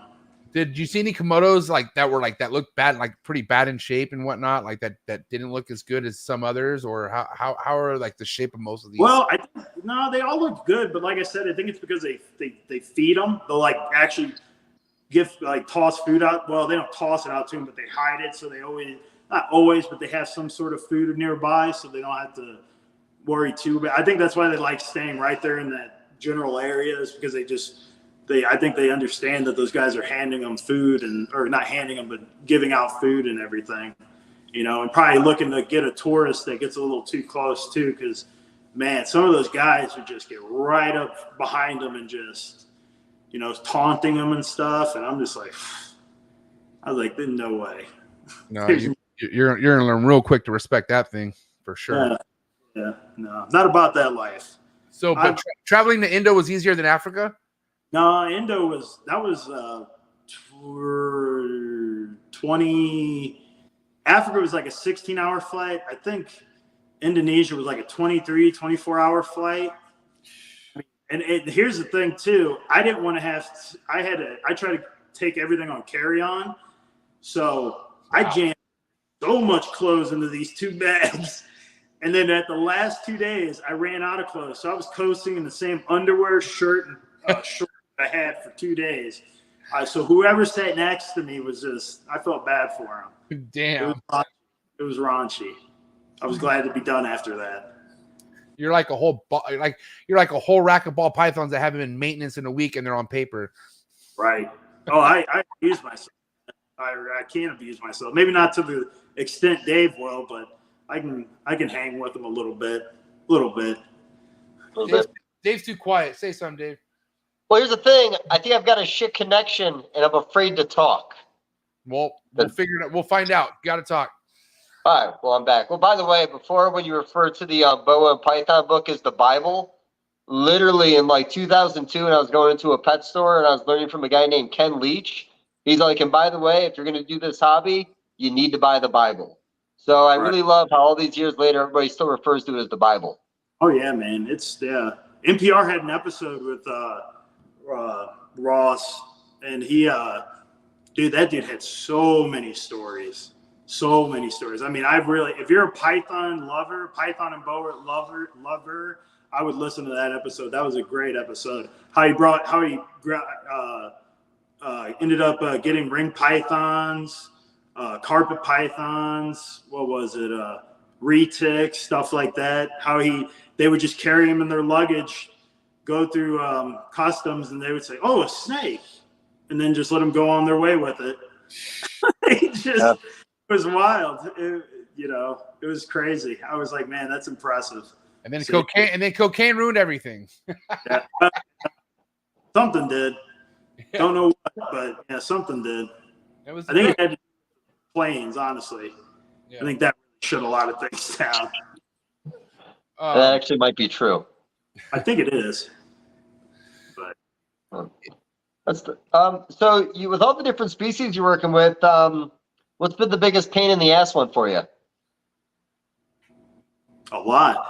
Woma pythons have been a pain in the ass for me. I don't know why. I can get them to breed and get them to reproduce most of the time, but I just have shit luck with the eggs. Eggs are a pain in the ass. I'm trying what Casey and Ryan mentioned. They've had plenty of success with them. So, slightly drier substrate, and so they're just going bad on you at a certain time, or what's happening with the eggs? Once they get water on them, they go south quick. They're like chondro eggs, man. From what I hear, anyways, they get wet, man. They just go to shit quick, Yeah. So yeah, just gonna try the drier substrate method and see how that works. If I have any luck this year. Yeah, it's the checking on them every day, and that's really necessary in my opinion. If you get through the first 4 weeks, I feel you got a real shot. I think the first 3 weeks, you figure out how low your humidity is when your eggs start crumpling up on you. You don't catch it fast enough. There's no bringing them back. Sometimes you try to over catch them up. It's really weird because you probably remember Ben put them right in the perlite, if I remember right, just slightly damp, and he was always successful with them. I've done it a bunch of different ways. I hate that I keep on changing every year because I feel like I used to be better at this than I am now. Right. I don't know. I'm going to try just putting them right in the substrate. Just keep them a little, little drier than what you'd keep most other pythons. Yeah. You know what, too? That reminded me of another. You want to talk about something else old? Do you remember the old Dave and Tracy Barker ball python video? Well, you're not in the ball python, so you may not remember it. No, I got it. It's on VHS, buddy. When they had the green rack systems, I think they were like the early freedom breeders. Yeah, I don't remember the color. I remember they kept a ball python in one of the boa tubs, one of the first freedom breed, the pull-out tubs, and they had a ball python. What people keep ball pythons in now is what they had as a lay box in this big boa tub. I mean, it was, And then they were infamous for their trash barrels. They would have those 32-gallon trash barrels with the glass top on them, in that big room incubator. They would incubate these trash barrels of python eggs. It was interesting. 5-gallon buckets with a piece of glass on top, and probably about a third of the way with bedding on the inside, or vermiculite perlite mixture. I thought that was a cool video, but it's only on VHS, man, and I don't have that yellow, red, and white plug in the back of my TV anymore, so I can't experience it. No, it was a great video. I mean, you want to talk about history, man. That's where I remember, and then you just listen to the perspective, like Dave and Tracy and them had with those, the first few morphs, like the albino, the pinstripe. They even had their Ultramil line. I remember that burgundy albino line they had. It was just wild caught. They just got this shipped into them. and it was just in a ball. It was out of all these other captive bred ball python morphs, the wild caught one was the only one in the lump of ball pythons curled up in a tight ball, and just wouldn't move. And they were just like, oh yeah, if we left the room, that was the only time the snake would ever peek its head out of its hole or out of its coils just to make sure it was safe or something. And I was just like, wow, how crazy how times have changed. Yeah. That video I think ended with them like showing off the variety of mutations they had. That was like 6 mutations, and then they had just got a pair of spider ball pythons in from Kevin, and they were showing them off. So yeah, that was pretty old school. Oh, dude, actually, you know what, Dave? Are you going for the Dave look? Dave Barker look? With the big Is this Dave Barker now? Yeah, Dave Barker has a big Jesus beard, I'm pretty sure. And then listening to him talk about ball pythons actually kind of reminds me of listening to you talk to people about ball pythons. Well, I don't know about that. Let's not get too crazy here. I mean, I'm looking good, yes, but I'm not looking Barker good. Yeah, that's a hard. Yeah, I have to get my glasses on. I need a little more white, more hair on top. Yeah, I'm missing a lot of things, man, but I appreciate that. Do you still have all the hair? I thought you still had it all. I got a little bit. I joke around. When it's windy outside, I got a little bit less, but, I got some hair up there. Come on, let's see it. Let's do the quick bob. Let's see what's under. I can't bob, man. Oh, there it is. You like that? It's angular. It's just barely. You didn't use me that far back, did you? You thought this was a big fucking joke. I'm sorry, Dave. No, that's fine. I came to terms with it. You're giving me the Barker vibes with the beard. Yeah. I'm sure he's going to hate that reference when he sees a picture of me. So it's okay. They don't, another thing too is you ever, I remember for a long time with your podcast, Dave, you used to talk about getting Dave and Tracy Barker on it and how NPR couldn't do it. A lot of these guys would try to do it and they just couldn't do it. You know who the one people were able to do it was the Reptile radio guys. They got Dave and Tracy Barker on. I'm like, that's cool. When was that? That was back in 2007 and 8. But that was well, they had already ruined them by the time I got to them. Then that was all audio, right? There was no video. Yeah, it was just audio. No. Yeah, you didn't put video of it, but I think they were doing it to promote the at the time it was that Ball Python book, the volume 2 Ball Python book. I believe that's why they did it. But yeah, no, thought it was interesting. We were talking about them, and then, like I said, I'm a podcast nerd, man. I know a lot of people through podcasts, man. Yeah, got to sit here a lot of podcasts, like fucking MJ, man. That Ron St. Pierre one you did. The last time I ever heard a community get so worked up about an individual was when oh my God. Oh, it was on NPR. It was I'm drawing a blank. Terry Phillip came on, and he let the chondro community have it. No way. Yeah, just let me put it to you like this. Ron, this goes for all you Corrales guys. Ron was very PC about it. Or PG about it. He was very respectful. Yeah. Let me just to give you a taste of what he said was what was it? I wouldn't even use the complete chondro pages for cage liner.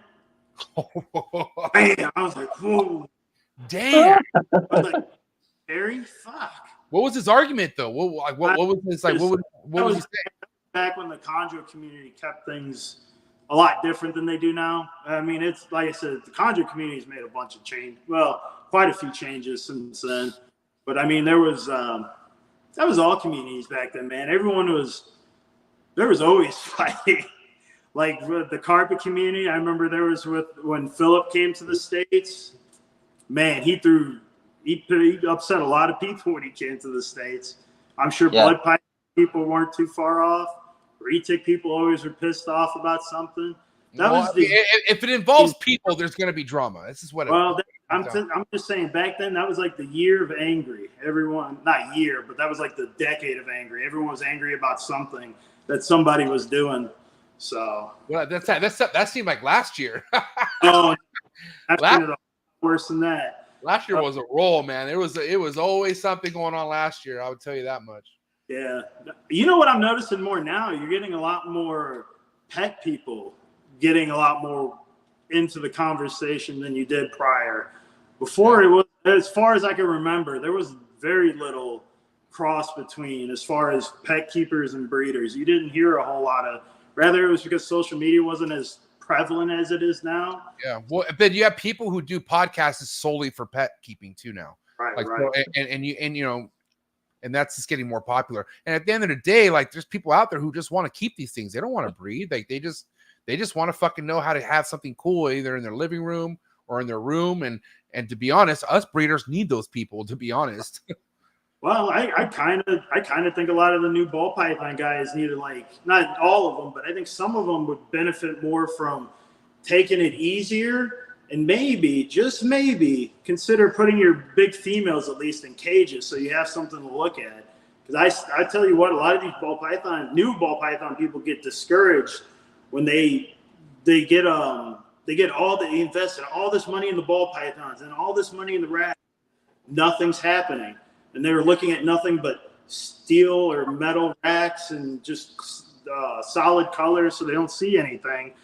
And there used to be an old school way of keeping them. I'm surprised never picked up with the ball python community, but it was a combo between a cage and a rack. It was a cage, and then right underneath it was a rack system and a tunnel that would go in between.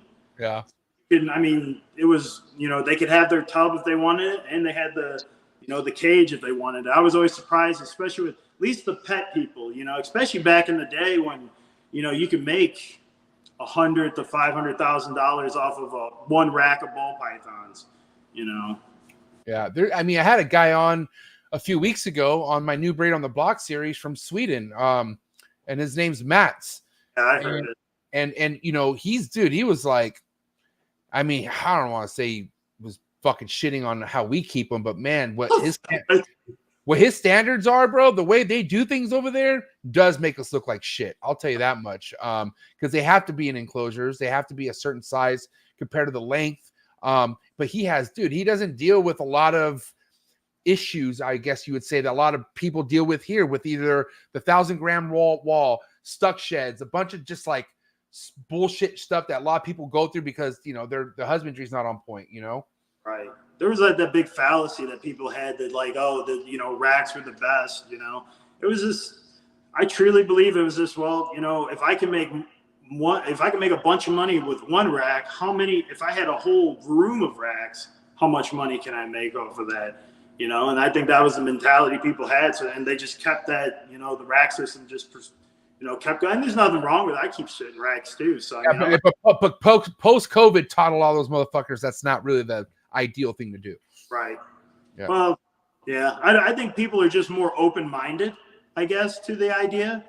Because before, so I have a question. I saw this. I'm so scatterbrained, but I noticed you kept some of your big females and what is those? A Freedom Breeder, those big Freedom Breeder tubs. Yeah, did you get kickback from any ball python people asking? I'm just curious. I'm sorry because they're too big. No. Just the fact that you kept them in something bigger than what the standard is. No, ain't nobody. First and foremost, people know they ain't gonna talk shit to me because. No, I was just curious. But I'm just saying. You can't really hate on someone for giving something bigger for us. I look at it like this. You could get away with a lot with ball pythons. Like you got certain things where if you put that fucking snake in a rack, it's going to push its face off or it's not going to act the way it should. Ball pythons will look perfect in a rack, no matter what. And that's the thing. And people are like, well, I don't see the issue with it. So that's where it stops right then and there. And then mind you too, the more racks, the more money. That mentality starts to come into play. I sold the thing with me, Ben. I was like, well, if I could give it a bigger tub, I'm going to give it a bigger tub because I can, and I have my latest Freedom Breeder rack that I have. I forget the series, but it's for like big boas and like, bigger python species. And that's where I have my biggest adult ball pythons in those rack systems. Because I can't, even though any ball python breeder can fucking tell me all they want, that's how they like it. That's how they prefer it. I don't like looking at it like that, to be honest. I don't like seeing something that's crammed in there. Mind you, over eggs in a fucking tub like that. It just kind of, and I get it. I don't talk, do your thing. But for me, I just, like I said, there's a reason why I don't have chicks anymore. I can't stand to see something not look comfortable. You know what I mean? Right. No, good. Hey, mad respect to you, man. I think you're changing the narrative that was, said a long time ago and just never changed or never was challenged. Well, till recently, I guess, in the last couple of years. But yeah. I mean, there's still people that will put the argument out there against what you guys are saying, that they do better in a narrow CB70 that are becoming popular. The 50-40 series changed. There's a lot of people that would swear by their animals did better in those tubs. Well, I think there is two sides to it, but I know what you're saying. The problem with that statement is, had they ever tried cages? Because most people I see getting in just go right in the racks. Right, So because you would kind of be, I don't know. No one said anything about that Sweden guy I had on. They actually were liking it, but I don't know. I think people are too scared to get made fun of to put all their ball pythons in racks. I feel like. Well, I don't know.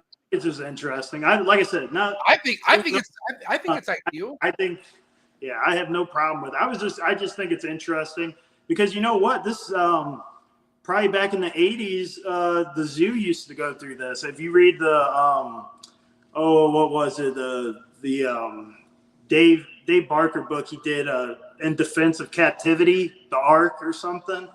And he was talking about how back, I think it was the 80s, 70s, 80s, when he was prevalent in the zoos industry, he was talking about how they used to keep very minimalistic. And well, I mean, you've seen old pictures of steel bars with animals and stuff. And they went through that transition where PETA really started hammering them, and they had to step their game up. So sometimes I wonder, will the reptile industry go that route? I don't know. It's kind of interesting. Okay. If you really want to think about something, the zoos, for the most part, cohabitate everything.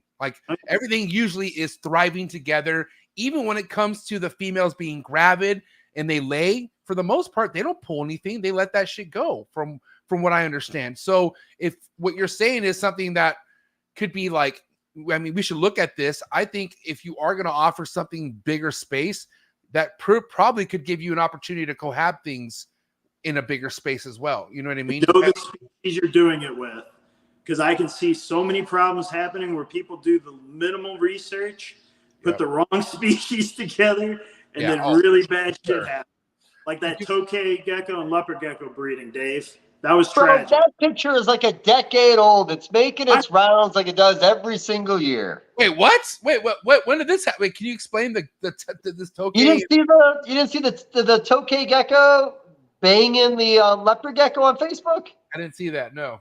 Oh, well, then don't worry. In 1 year, you'll see it again, and then you'll see it again next year after that, man. Well, I'll send it to you. It's pretty hot. I've never seen a tokay breed before. Good old gecko porn, right? Yeah, no, I was into that. I don't know if they got a baby out of it, but somebody had to do it, right? Yeah, I doubt it. You'd have better luck getting a baby from probably tokays and cresteds than you would from the leopard geckos stuff.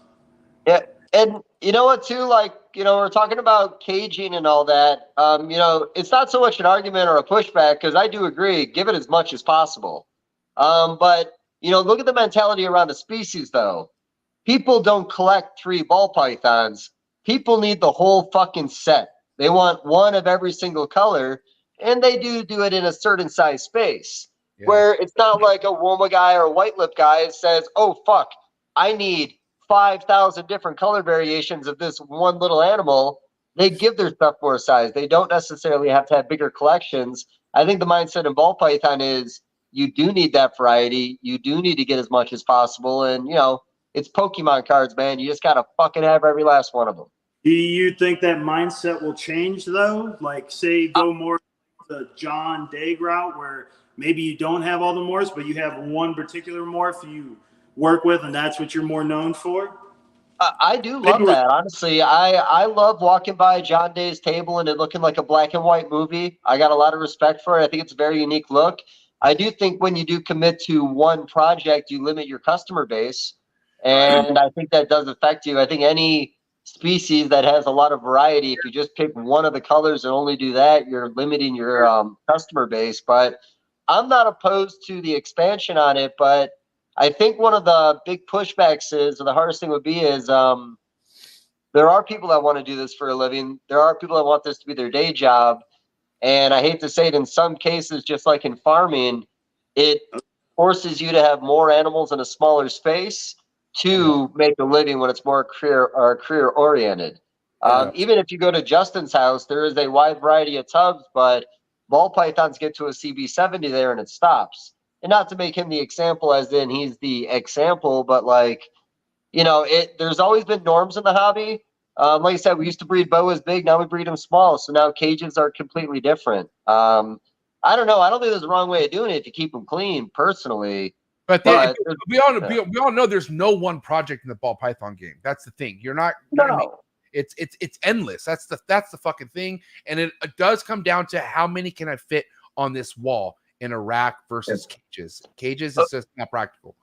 When the Lacey Act was getting a little more serious in like the late 2000s and boa guys were getting scared, the logic was I could remove these 6-foot cages off this wall and I could put a 40 slot ball python rack in this exact same space.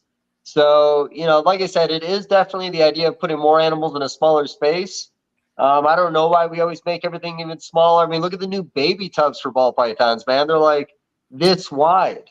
I think there's just an idea in our head that it's got to be that way. And I do believe in some of the stereotypes of ball pythons. But, you know, if I was going to make an argument, colubrid guys, the range on colubrids are a lot bigger than what a range on a ball python would be. I would love to start keeping my colubrids in at least the CB70 at this point. But there's a lot of guys that are still keeping them in the V35 shorts for, you know, the vision racks. I think colubrids definitely should have some sort of an enclosure for sure, 100%. Yeah, and I think you know, you were discussing like the old cages that had like the rack system underneath of the tubs. Remember I want to say that might have been an early Bob Applegate thing. They're still out there. No, there's people out there who still have that design. I've seen it. Oh yeah, no, I like that. Yeah, I think if you can go ahead. That's sick. Yeah, there was a couple different designs. There was a PVC version and then an aluminum version. I don't remember who made it, but it was Jeff Newmanis has a lot of them. He used to breed his indigos, his oh my God, what else he used to breed out of them? He used to breed a lot of different species out of those, that style of cage. And I thought that was a very interesting. And I think that's like a route, like if a ball python person doesn't want to be that big, you know, don't be afraid to stick it in a cage, you know, if you don't want to get big. And again, like you said, if you want to produce numbers, you just can't do cages. And let's face it, if these things weren't produced, then they probably wouldn't, you know, some of them wouldn't exist if they weren't produced in whatever numbers it is they're kept in. No. And I do think changes are honestly being made in the hobby. I do think there's an evolution to this, and there always has been. Maybe putting them in the smaller tubs was a de-evolution from the early days of putting them in vision cages. And maybe now we might start seeing changes. But, you know, I still always joke around, the bioactive movement in the hobby shows that we're going in a different direction. And I mean, even Will up at RCR shows off his bioactives with his monitors in there. You know, you could be a ball python guy, but, you know, I think if you got a real passion for the hobby, everyone's got a bioactive at this point. And I think they're going to continue to add them if they can find a way to be successful in them. I mean, we have to really kind of be careful how we say bioactive too, I think. Because what's bioactive? You have substrate in plants that's bioactive. Yeah. And, you know, sorry. No, you're fine. I was just going to talk shit about pill bugs. You go right ahead. No, I was just going to say ecosystem. That's what the bioactive is, like a little ecosystem. So since I have my tree monitor wall that I'm building, which Dave never notices or ever gives me props on, what? I have a bioactive thing going since I have potho plants, substrate, cork, and all that going. So that makes me bioactive. Okay. Well, I didn't know that. I always thought it had to be like you had to have, like you said, something thriving where plants are actually growing like within the actual like soil, like needs to be planted in, or I don't know. Mine's in a pot, I guess. I said. I think there's stages. There's like a kit version, a semi pro, well, I guess more experienced version, and then you got those dudes who have just it looks like a zoo where it's just all these bioactive enclosures, all in their rooms and stuff. I think it's stages. I don't think bioactive is just one way. I think it's, you know, it's like a lot of things in life. It's not just a black and white thing. There's like, I thought bioactive had fucking bugs that like clean shit up and all sorts of stuff like that. And Will ain't got that, and I know I don't got that. And I know a lot of tree monitors people still it's naturalistic, but it ain't bioactive. You know what I mean? Yeah. So that means you don't have a bioactive. No, neither does Will. good job, Dave. Yeah. No. Oh, should I give him too much props? Son of a bitch. Not you, Will. The other Will. Well, too many wills. A lot of successful tree monitor keepers and breeders don't do bioactive, is what I'm saying. You know what I mean? Well, I mean, when you watch your monitors eat $500 in rubber duckies, I'm sure that hurts a little bit. Wait, what? Say it again? Nope. Haven't you ever seen little rubber ducky pill bugs? Oh, I see what you're saying. Yeah. That was great. I forgot those goddamn roly polies could go for that expensive. That's insane. Yeah. So, you know, we were talking about like certain things in your collection that you're recognized for. You know, Forrest used to say that, you know, the ball python thing's cool, but green tree pythons were the money symbol in your collection. You know, that was that animal, the lineage, everything about it. That's what it is. Now it's all about how much money you spend on a fucking bug that eats shit. People are spending $100 on a bug that's going to eat shit its entire life. Oh man, high end. Yeah, a little spike on his forehead, adding $25 to the fucking price tag. That's nuts, man. Hey man, they're going through their craze now too, just like the spider people. I heard the jumping spiders are going through a huge craze right now. Or I don't know if it's on. They are definitely peaking a little more, but I will say that I met actually a guy that used to do them before they were popular, and when he was the only guy doing them, he said he was doing $10,000 every show selling jumping spiders.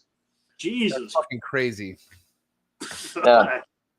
I mean, I think that's what makes what we're in so awesome is like, man, you could just be working with something that nobody's even bothering to look at, and here you are just fucking killing it. You know what I mean? Yep. The guy who owns Isopods and isopods.com, I've always wanted to do a podcast with. I mean, he literally goes out in the wild and collects them himself and brings back species that have never been found before. So, yeah, all the little different nooks and crannies in the hobby that you can make money, it's genuine capitalism when it comes to the reptile hobby. Oh, yeah. I remember Josh's frogs. You can make money off leaves, you know, rake leaves. He started buying plastic cubes, selling them and using that money to buy little bioactives for his dart frogs. And now I think he has like 5 to 6 40,000 square foot facilities. Yeah. And I think his sorting facility for leaves is 40,000 square feet. Right. I think what he's doing is, I think it's really impressive what he's doing. You know, I think for big breeders, I think that's, I don't know. I don't want to quite say it's like the way of the future where we're trying to introduce this hobby into more different, like, mad props to Justin. He was on another podcast I listened to that isn't hobby related, but Snake Talk. It's a podcast just about like, you know, like Daniel Natusch was on it. It's a lot of biologists, people who do field work with these animals. And Justin was able to get on that. I go, that's impressive. These guys had no idea about the ball. Well, they didn't even know anything about the ball python, or he didn't know anything about it. And just, you know, saw him on the that New Yorker, and I was like, damn. I go, that's impressive. Oh yeah. We covered a pod. No, he came on the podcast and talked about that. Oh yeah. Well, no, he did it at the New Yorker. I'm talking about something else outside of the hobby, the reptile keeping hobby. I mean, he had other people interested, and I thought that was kind of interesting. Yeah. You know? Yeah. It's been very interesting along the way of Justin, because, you know, when he had that smiley pied with the 3 smiley faces, like Good Morning America put it on there as the emoji pied. You know, for guys that get, you know, big mainstream recognition, like he's been there a few times already. Yeah. Yeah. And I remember it saying in that news article or whatever about that snake that it sold for $1 million or something like that. Did it? Anything's possible, man. I'm pretty sure. I could have sworn. Hey, but listen, I don't want to forget about this because we're just under that 2-hour mark, and I don't, you know, we have wrap up topics, but I want to get to Brett's hot seat, or not hot seat, but super chat here. Sir Lincoln's the Burmese project that you have going on. What's the rarity of that? Like, why is that such a rare project? Can we talk about that? What is it called? They're an endangered. They're red listed, because they're I don't know, rare. And they once you get put on once a species gets put on a red list, it's really hard to get them off, even though they're not threatened or endangered in the wild. It's really hard to get them off that. So even Indian pythons and Sri Lankans are still categorized as red listed species. So you can't sell them across state lines. You can only sell them within your state or gift them to someone, kind of like with the Jamaican boas and I can't think of the other species, but like the Jamaicans and all that are like that too. And this is a species of Burmese or a locality, or can you like clarify that? Species. It's a separate. It was lumped into the Burmese, a while ago, but then got split up, and then the Burmese python was split up to Python bivitatis, and then Python Prochai, the dwarf Burmese, and then you had the Indian pythons that were broken up into Meloris maloris, and then Meloris pilbura python. So that was, and then that got cut off because I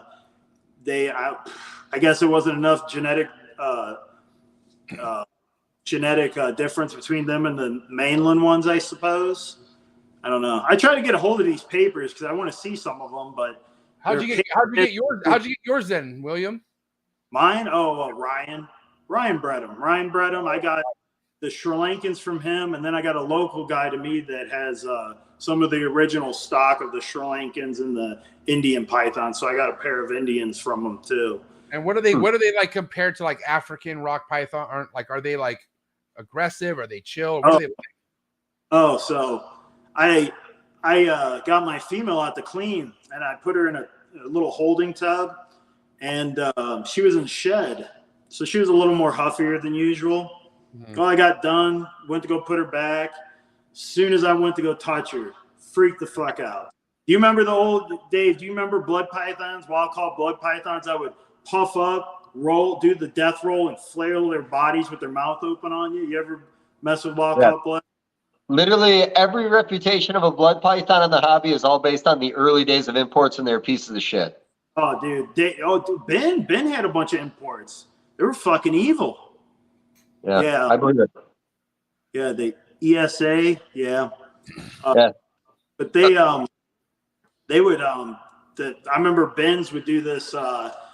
If you touched them, first they would huff, and then you would pick them up, and then they would death roll, shit, piss, and then try to bite you. The blood python, short tails. Yep. I mean, it was in that order, and almost all of them would do it. You had these fat little snake death rolling in your hand, freaking out. And then the Sri Lankan female did almost the same thing, but just bigger. I was like, holy shit. She was so bad. She was losing. It was like a kid that didn't get the toy they wanted and just lost its mind.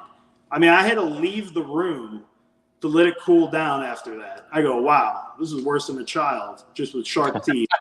Just with even worse. Oh, it was horrible.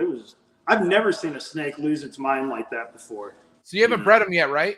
No, not yet. No. Okay. Maybe we'll see. So Brett wants to know why they're your favorite. I like them. They're super pretty, man. They're like what Burmese pythons wish they were. They're like the pretty sister of them, I guess. Oh, I mean, they're hot, man. Really hot. Nice peaches, reds. They're really, some people refer to them as the red-headed stepchild. Well, I don't know if I'd call them that, man.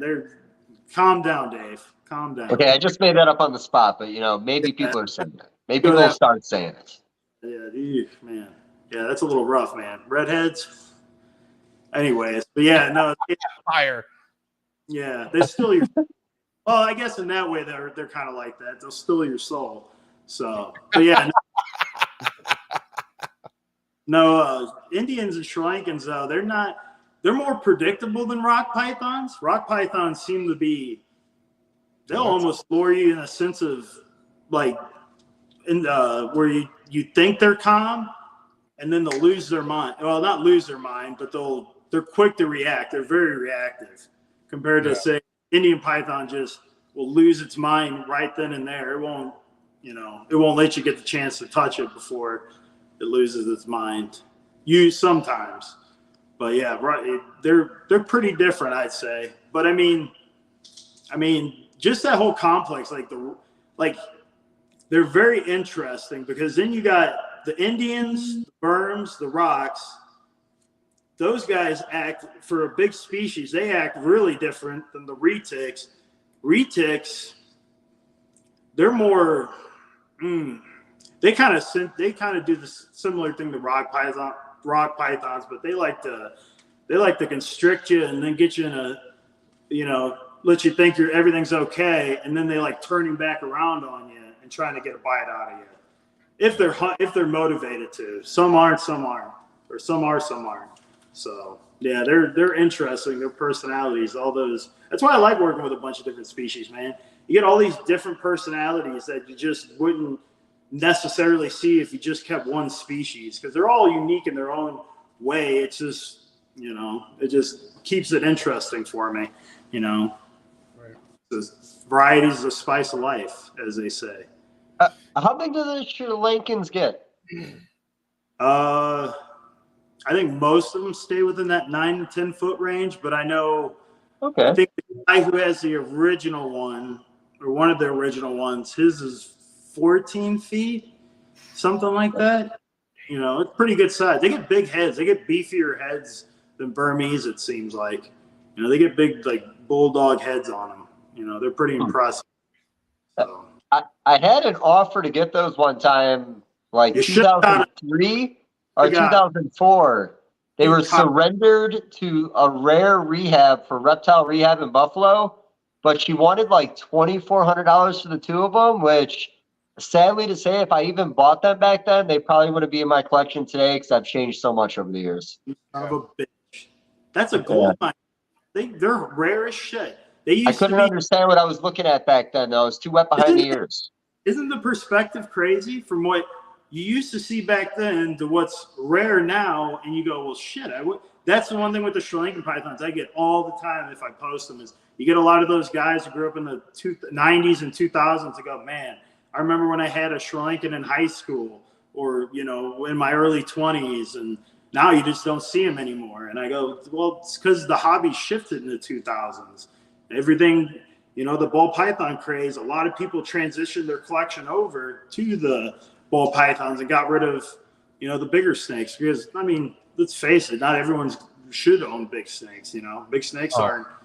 Not for everybody. Eugene used to say said it best as, what was it, a big snake, little market, and little snake, big market. Pretty straightforward, but it's very obvious that seemed to, or was the case. It's just not a practical thing for the average person. I'm telling you right now, big snakes are built for different people. I'm telling you. I'm not saying you have to be the biggest dude to keep big snakes. I know small dudes who keep really big snakes, but I'm just saying, like, you got to be willing to put in that fucking grunt work, man. So it's a day-to-day thing.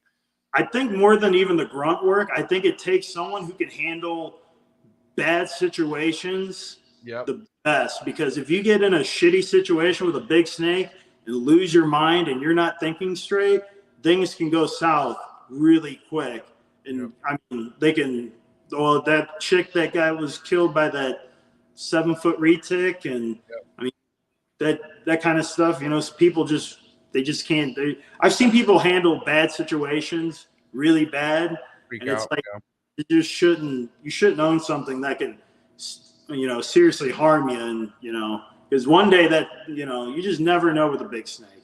You get in a sticky situation, you know, especially retics. You know, retics are as acrobatic as they are. They can really put you in a bad situation quick. Well, shit, Dave, not even in constriction. You remember that video I sent you a couple of years ago, I think now, of that carpet python that lacerated that dude's wrist? Oh, yeah, that was horrible looking. He had to get airlifted to the hospital. Yeah, sounds like a pussy. Bitch. Yeah. Bitch. Yeah. No. That's a $20,000 bill. I'm driving myself, buddy. Yeah, you're taping it up yourself. I know what you do there, Dave. Then tape, buddy. Glue, then tape. Glue than tape. Okay, your own stitches and stuff too. Yeah, it's old school. You're a monster. I'm poor. I know somebody who got bit by a croc and they stapled that shit shut. Oh yeah. Like literally themselves. They did it themselves. I was like, holy shit. Shout out to Bruce. Yeah. All right, listen. I got a wrap up topic for you, and then we'll get to Dave's wrap up question, and then we'll hit you with some hot seat questions. Okay, William? Yep. I need to know how many different species of snakes do you currently keep in your collection, and then what's the most you feel confident about financially as far as like you getting some return, and what's the one that's just probably the one you don't even think about money ever, you know, it's like the most passionate one that you have. Okay. I work with 34, 35 different species of python. I work with a couple boas. Jesus. Man, boas are cool too. I was hitting up Dave on a little boa kick there, but I was just like, man, I don't want to go down this rabbit hole. It was boas are just as bad because I'm a locality. I like the species, localities of the species. I like all that stuff. Like I picked up some Pearl Island boas a couple years ago. Those things are fucking crazy. I mean, attitude wise. My male wrapped himself up. He was so excited to eat. Like, well, I handled him and he started wrapping himself up because he missed my hand, but he still thought I go, wow, this thing is wild, you know. And then annulated boas. Those are my favorite of the Corallus genus. That's the maybe outside of Cropani and Lombergi, I think that's the, you know, the bee's knees there, you know, with the no, you know northerns or basins? Nah, they just never did it for me. They kind of look doofy, like in their face. Nothing. I'm not trying to shame your Corallus game, man. They just, for whatever reason, they just had odd faces to me. I was much more of a green python guy. I like the structure, but then, you know, they're closely related to the carpet, so it kind of makes sense. But yeah, I always preferred the green pythons over the and they're impressive too. The Amazons and stuff. Jesus Christ! I remember someone at a local show almost get bit in the face by one, a big wild import. You know, they were holding it and you just saw the teeth on this thing, and wow, it missed the person. But I go, yeah, that wouldn't have ended well, right at his face. Ooh. To this day, no disrespect to any shows out there, but to this day, you just still see somebody walking with a reptile on their shoulder, and you're just like, oh my God, all it takes is one, you know what I mean? Like, oh my God, bro, it cringes me out. Oh, cringy for sure. But then species financially wise, probably ball pythons and carpet pythons are pretty close, and a lot of my other species are still at that awkward teenage stage. Right, growing up. Teetering whether they can go or not. Well, but what do you think? What do you think the hardest species it is that you keep that's going to probably be like the biggest run for your money when it comes to getting to breed? I can't. I don't know why, but I have such a bitch of a time breeding anything like that. Likes it cool. Yeah, like Reynolds pythons for whatever reason. I cool those fuckers down. I only got a pair though. I got some other younger ones I've just been trugging along. You know, I've been put much effort into trying to get them any substantial size on them to breed. But they said that about diamonds too. My buddy Andre, who lives here in San Diego, that's like probably 40 minutes away from me. I mean, he keeps them the same way he keeps all his emeralds, and there is a drop, but it ain't in the high 50s or the low 60s at all. It's in the low 70s, but there is some sort of an adjustment, and he successfully bred diamonds. So maybe it's just a numbers thing. Maybe you just need to have more snakes to pair. Yeah, that was the guy Mark Miles, the guy in Missouri breeding the bulls. Yeah, him and Scott Flood. He said he just didn't. He said his didn't go any lower than 68 for a cool. Yeah. And he said, I don't know. I've been hearing more people talk about like multiple males with scrub. Yeah. I don't know. I don't really follow the scrub sector of the market that all or much, but from rumor mills or what I hear, they talk about multiple males or something. 3-to-1, bro. They got them paired up 3-to-1, 3 males and 1 female. Yeah, that's a gangbang is what we call. Yeah. Yes. Welcome to the gangbang. All right, Dave, what's your wrap-up question? So we're talking about like the build up your collection and the stuff that makes you money and doesn't. Is the goal to be a full-time reptile guy, or do you think you'll always have a day job and keep this as a hobby?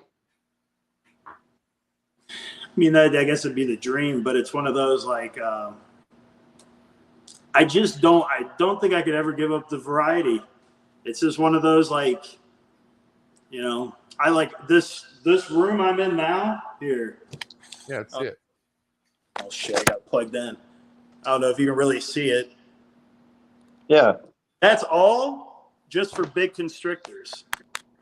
And anyone, like just was saying, big constrictors, that's not what you really want if you want, you know, to do this for a living. There's big constrictors. Like this room's going to be for like the retics, the berms, and the few scrubs I have, and the Indians and all of them, and rocks. But, you know, those are just like part of MJ's question was a passion project, kind of. I just like the big snakes. Big snakes are cool. I like them all. I like them all from the Antaresia all the way up to the, you know, Malayo python and the python genus. Those are all, I like all of it, man, from small to big. I think it's all interesting to me. So I have to ask, what all species of scrubs do you have? Just Southerns. I had Halmaheras, but I failed at those. Oh, I love the Halmaheras, man. I tell you what, man. Yeah, those are fucking some of the coolest snakes out there to me. Yep. Something about them, but yeah. I think Moluccans are still top, but right there is Halmahera for me. Moluccans and Halmaheras are like most impressive scrubs I've ever seen. And then Barneck, a really nice fucking tiger striped out, like bold black markings on a Barneck, and a full-grown Barneck is so impressive too. Oh yeah, all those scrubs are pretty impressive when they get full-grown, man. Like the big beefy head some of them can have. That's a monster, or can be. Wait, so what was your question, Dave? Yeah, I'm sorry. I was asking if he thought he could make this a full-time position, and you know, with your argument of variety in your collection is what's going to stop you from getting there. I don't know, man. It sounds like a cop-out. You know, Vin's got variety, and yeah, he does stick to certain species that he knows are going to make him money, but you know, I think there's room to be that guy. You know, I like variety, honestly. I'd love variety. Variety seems like a modest growth. You know, like a lot of ball python people can make really big growths in their business. When you do a lot of species, I notice it's, you know, it's hard to just lump a bunch of money into one species one year because not everyone's going to breed that species in that year. You might get one species you like that year, and then in the next 4 or 5 years, get another species you like, you know? And that's, you got me on a whole nother topic if you want to talk about this in business. But they come with the mindset of just getting females and other species. Sometimes it's not a bad way to think, but if it's a super rare species, you get what you can get. So if you see a male that's available, you get that male because you don't know if you're going to see a female in that same time frame. And even if you do pass on that male and come across a female, you may not come across another male in who knows how many years. So you get what you can get. You got to learn to be flexible with the budget. You know, your budget has to stretch for years even, you know, for some of these species. So, exactly. I mean, that's what it comes down to, you know, because I say, man, some people just get the fucking kind of luck where they're meant to be in this, you know, and you know, you got to strike when the iron's hot. Like when you know you can get your hands on something that really means that much to you. I mean, there might be times where we might not ever have that opportunity ever again. Like you said, that's a clear fact. Yeah. No, and you know, too, like we're talking about, like you know, how big constrictors aren't for everybody, and you're gonna have a limited market. You know, and retics, you know, I don't always say the best things about retics, but talking about like focusing on one thing and being great at it. I believe it's Shane Castello. His retics every year, those bright orange. Fuck, man, I'm not going to remember the name right now. Golden Chow combos of some kind, I do believe. Sunfire Golden Chow, or is there any Golden Chow in there? No, I think it's a Sunfire. Floating epicness, man. You don't know that saying? Yeah. No, get I out. don't know that. Yeah, that's Shane. Shout out to Shane. Sorry. Well, I was just saying, you know, that's one thing. If you're going to go big, to be great at one, let's say, color phase, I think that those would always be good for them. I think those orange colors will always be loved by somebody. So if I was going to go big on any project with a big constrictor, I would probably really limit myself to one color I really want to focus on. Oh, yeah. Yeah. No, that, no, like Lucas with the, his locality and working with a lot of the different retic species, you know, he was working with a lot of those, keeping those going, like the slayers and stuff. I didn't even plan on buying retics, but I go, you know what? I'm probably never going to see these slayers again. Yeah. I get some or get some now while I can. Otherwise, who knows if they'll be, you know, as long as he keeps breeding it, I guess. But you never know. Yeah, Some of this just don't know if it could just roll over on you, or you know, or you just, if you decide you want to breed it to a morph, you know, you breed it to a morph, and who knows at that point. But yeah. I give Lucas hella props for working with something where not only you want to get your hands on it, but people like Ryan Young, like that's kind of how you know you got your head in the right area. You know what I mean? Right. Yeah, when you get Ryan wanting your stuff, that's all I want someday. I'm like, oh, let me produce a yellow neonate. That's a pure locality, so Ryan Young wants it. Right. All right, listen, this was a great episode. You got to come back, man. Obviously 2 hours is nowhere near the amount that we could continue this, and Dave's probably just now getting his armpits warmed up for this, so he could easily go another 2 hours. But you know, we're gonna have to bring you back for another round here, and I got to say this was an awesome time. I do have hot seat questions. This is your first time here. We are gonna hit you with some hot seat questions. I'll give you my list, and then Dave will end it with his one amazing hot seat question. Are you cool with that, William? Yep. All right, guys. Hot seat questions for William. Get the lights up right now. This was a great episode, and William, the quicker the better. All right, so let's go ahead and get this hot seat question. Sorry, I just got a picture message sent. All right, here we go. Hot seat questions coming in hot. Let's go. Frozen thought or live? Frozen thought. First thing you would feed a baby ball python?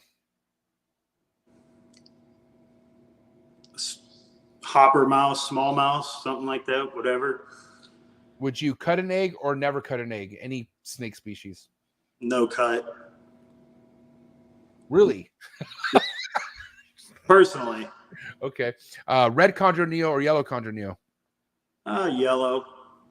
Yay imports or boo imports? Yay imports. One reptile you would love to import to your collection anywhere around the world. It could be anything. I know, that's a problem.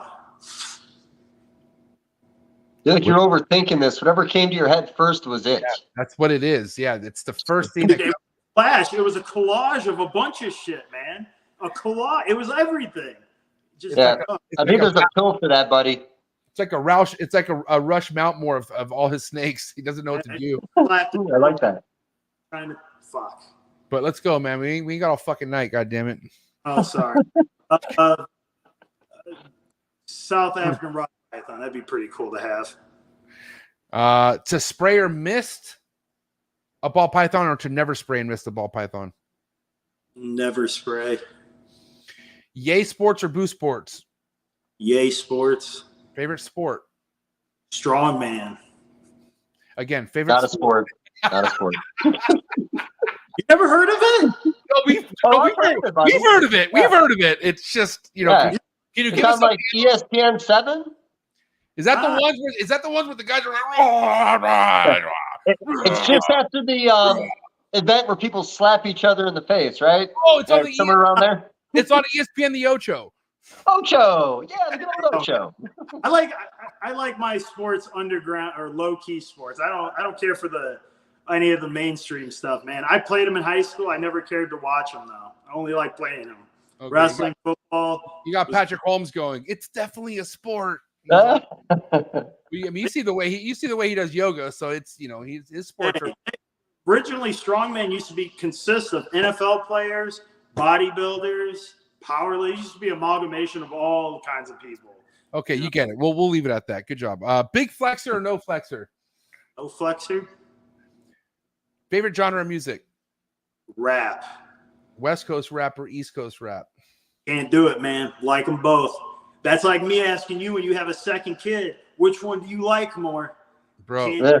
Okay, but you have to narrow it down to this. Who do you like the most, and are they on the West Coast or East Coast? They're both great for different reasons, man. Dude, God damn it. I'm asking what slaps the most for you? Like that one, like, dude, this will timeless music. It will always have that same feeling when I listen to it. That's what I'm getting at here. I guess if I had to choose, maybe I'll go with East Coast. And what's the rapper? Nas, Ether. All right. Thank you, dude. It's fucking awesome. The goats. That's Lisa. awesome. West Coast good ones too, though. They do. A little word association. Say the first thing to come to Mike. Milk. Unnatural. Coco. Wet. First time ball python breeder. Excited. FedEx shipping. Yay. Dave Levison. Hot. I thought you were going to say yay again. Yay again. Yay or gay? What do you say? I don't know. It's breaking up a little bit, but it could be either or. You're beautiful. So, I'm almost done. And then Dave. All right. Instagram trolls. Whatever makes their day. I don't know. I guess that wasn't one word. Sure. Last but not least, coolest reptile podcast in the world. Trap Talk. Why'd you have to what say a fucking sellout, buddy. You don't mean that. I stumble on the. You almost stuttered it. I almost stuttered it there for a minute. I almost got worried. I was like, whoa, what? I expected it to be a lot smoother and quicker, but I'll take it. Dude, there's a lot of good podcasts, man. You're competing with heat. I can quote a lot of people on a lot of podcasts. I've watched a lot of them. Dave knows that's all I'd listen to when I drive with, or when he drives with me. Yeah, you've made me listen to a podcast one time. But when it comes to the coolest, I'm just saying, my guy. Hey, you bring a different energy, man. You bring a different energy. Thank you, Dave. Hit him with your hot seat, buddy. Jeez. So, did you know that the camera adds 10 pounds, but in your case, you lose 20 pounds of muscle? Here we go. Oh, great. Now I'm going to go cut myself. Fuck you, Dave. Oh, my God. So, I already know the answer. Localities or morphs? Wow. Localities. All day. He's okay. It's always localities. I know. It was a dumb question. I more wanted to call you skinny and make fun of you for a second. It was more about me and not about you. I'm going to go ahead. Thank you, Dave. But what has more of a future, the morphs or the localities, from what you see? Longevity-wise, I think localities, but it's never going to be the big ticket items like morphs will be. Morphs are it's like a gold rush, and then it settles down, and then a gold rush. Morphs are usually pretty steady, or not morphs. Localities and species are usually pretty steady. Yeah. Well, amazing podcast, my man. And like I said, I was real excited because I've been wanting to bring you on for a while because I know that you got your hands tied on a lot of cool stuff, man. And I'm really looking forward to bringing you back on and seeing what your progress is with everything. We just had shy of 80 people tapped in on tonight's show. So what do you have to say to all the love and support you had on tonight's show, my man? Thanks for the support, everyone. It was great. Enjoyed it. So sorry, I sound sarcastic. My bad.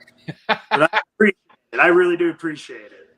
And and would you say Instagram's the most active place for people to follow you? Would be your Instagram account? Yeah, because Facebook booted me off of my business page, so I'm not fucking with it. I don't even know how to get back to it. Oh shit. We'll just start a new one. I already have people on it. I don't feel like going over that shit again. No. Well, Instagram's where it's at anyway, so you're already, you're good. I'll put the link to William's Instagram in the description below. Go give him a follow, please, because like I said, the guy's doing it, man, and I'm super stoked for you, William, and looking forward to have you back. But guys, give it up. It's a wrap for the homie William Filipek, ladies and gentlemen. All right, William. Sorry about my friend. I appreciate you. Oh, Dave. Later, bro. Yep. Peace. You guys are funny, man. Amazing episode. How do you feel? Oh, it felt good, man. I don't mean to harp on it, but when the connection's not good, it's so depressing to do things like this on a live. Like when I have doubts, I just want to. Yeah, connections wasn't that bad though. I think you thought it was going to be bad, but it really wasn't that bad at all, to be honest. You guys were breaking up the whole time, so I just assumed it had to be bad for me. Oh shit, we were breaking up. Whole time. Yeah, you weren't breaking up though. So maybe you could read this. But now I know why you probably thought like, oh, this is stupid. They're not gonna hear anything I'm gonna say. I didn't want to throw the rhythm off with every other word going through, if that makes sense. So what I'll do next time, I'm just gonna remind you probably every like 12 and a half to 13 minutes, like, Dave, your connection's great. Your connection's great. Your connection's great. Your connection's great. I sent you a couple messages on Facebook last time. Don't be afraid to send me one. Okay. Well, I don't have my Facebook up because they make noises, but listen, Dave, always love having you here. And I'm not the only one. Everyone always gives me great feedback on how much they love you being a part of the Trap Talk episode. So looking forward to having you back. I appreciate you so much. What's on your schedule here with travels? Like any shows you're doing soon or anything like that? OKC this weekend. I'll be in Oklahoma. And then after that, I got to plan the rest of my month out. I guess I don't have anything set in stone after Oklahoma. Wait, so that's next week, Oklahoma? Or I leave for Oklahoma in a few hours. Oh my God. Okay, so why can we possibly talk about you coming to Pomona June 29th and 30th? So maybe it's because I watch Oprah too much, buddy, but I kept on reaching underneath my seat for a plane ticket this whole time, but I couldn't find a plane ticket underneath there.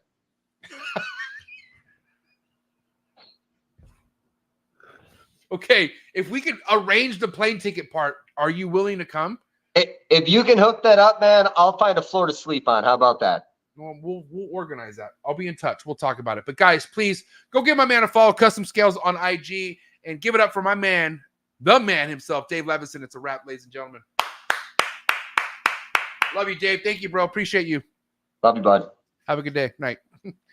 Oh, man, what a trip. Great episode. I appreciate everyone who tapped in. Please hit that subscribe button if this was your first time listening. If you enjoyed it, drop a comment in the comment section. Let me know what your best part was. There was so much more to talk about. So, who knows? Probably here shortly or maybe sometime this year, as we could bring William back because I want to talk more. I'm not going to lie. So, but guys, thank you so much. Tomorrow, quite the episode with, thank God it's Colubrids with my man Junior from JMG Reptiles. He's bringing him back. Oh, my God. Darian from MORPH Market's coming back. Not too sure what to expect. But Junior's running the show. It's his thing. And I have a good feeling it's going to be a banger. I really am. Who's next on the chopping block? Got to ask Darian, man. But listen, appreciate all the love and support. Don't forget, first link in description below. Join the Trap Talk Patreon family. Grow with us. Come have fun with us. I'll see all my family members at Trap Fest soon. And it's a wrap. Episode 503 in the books. TJW Exotics. Have a good night, and I'm out. Cheers.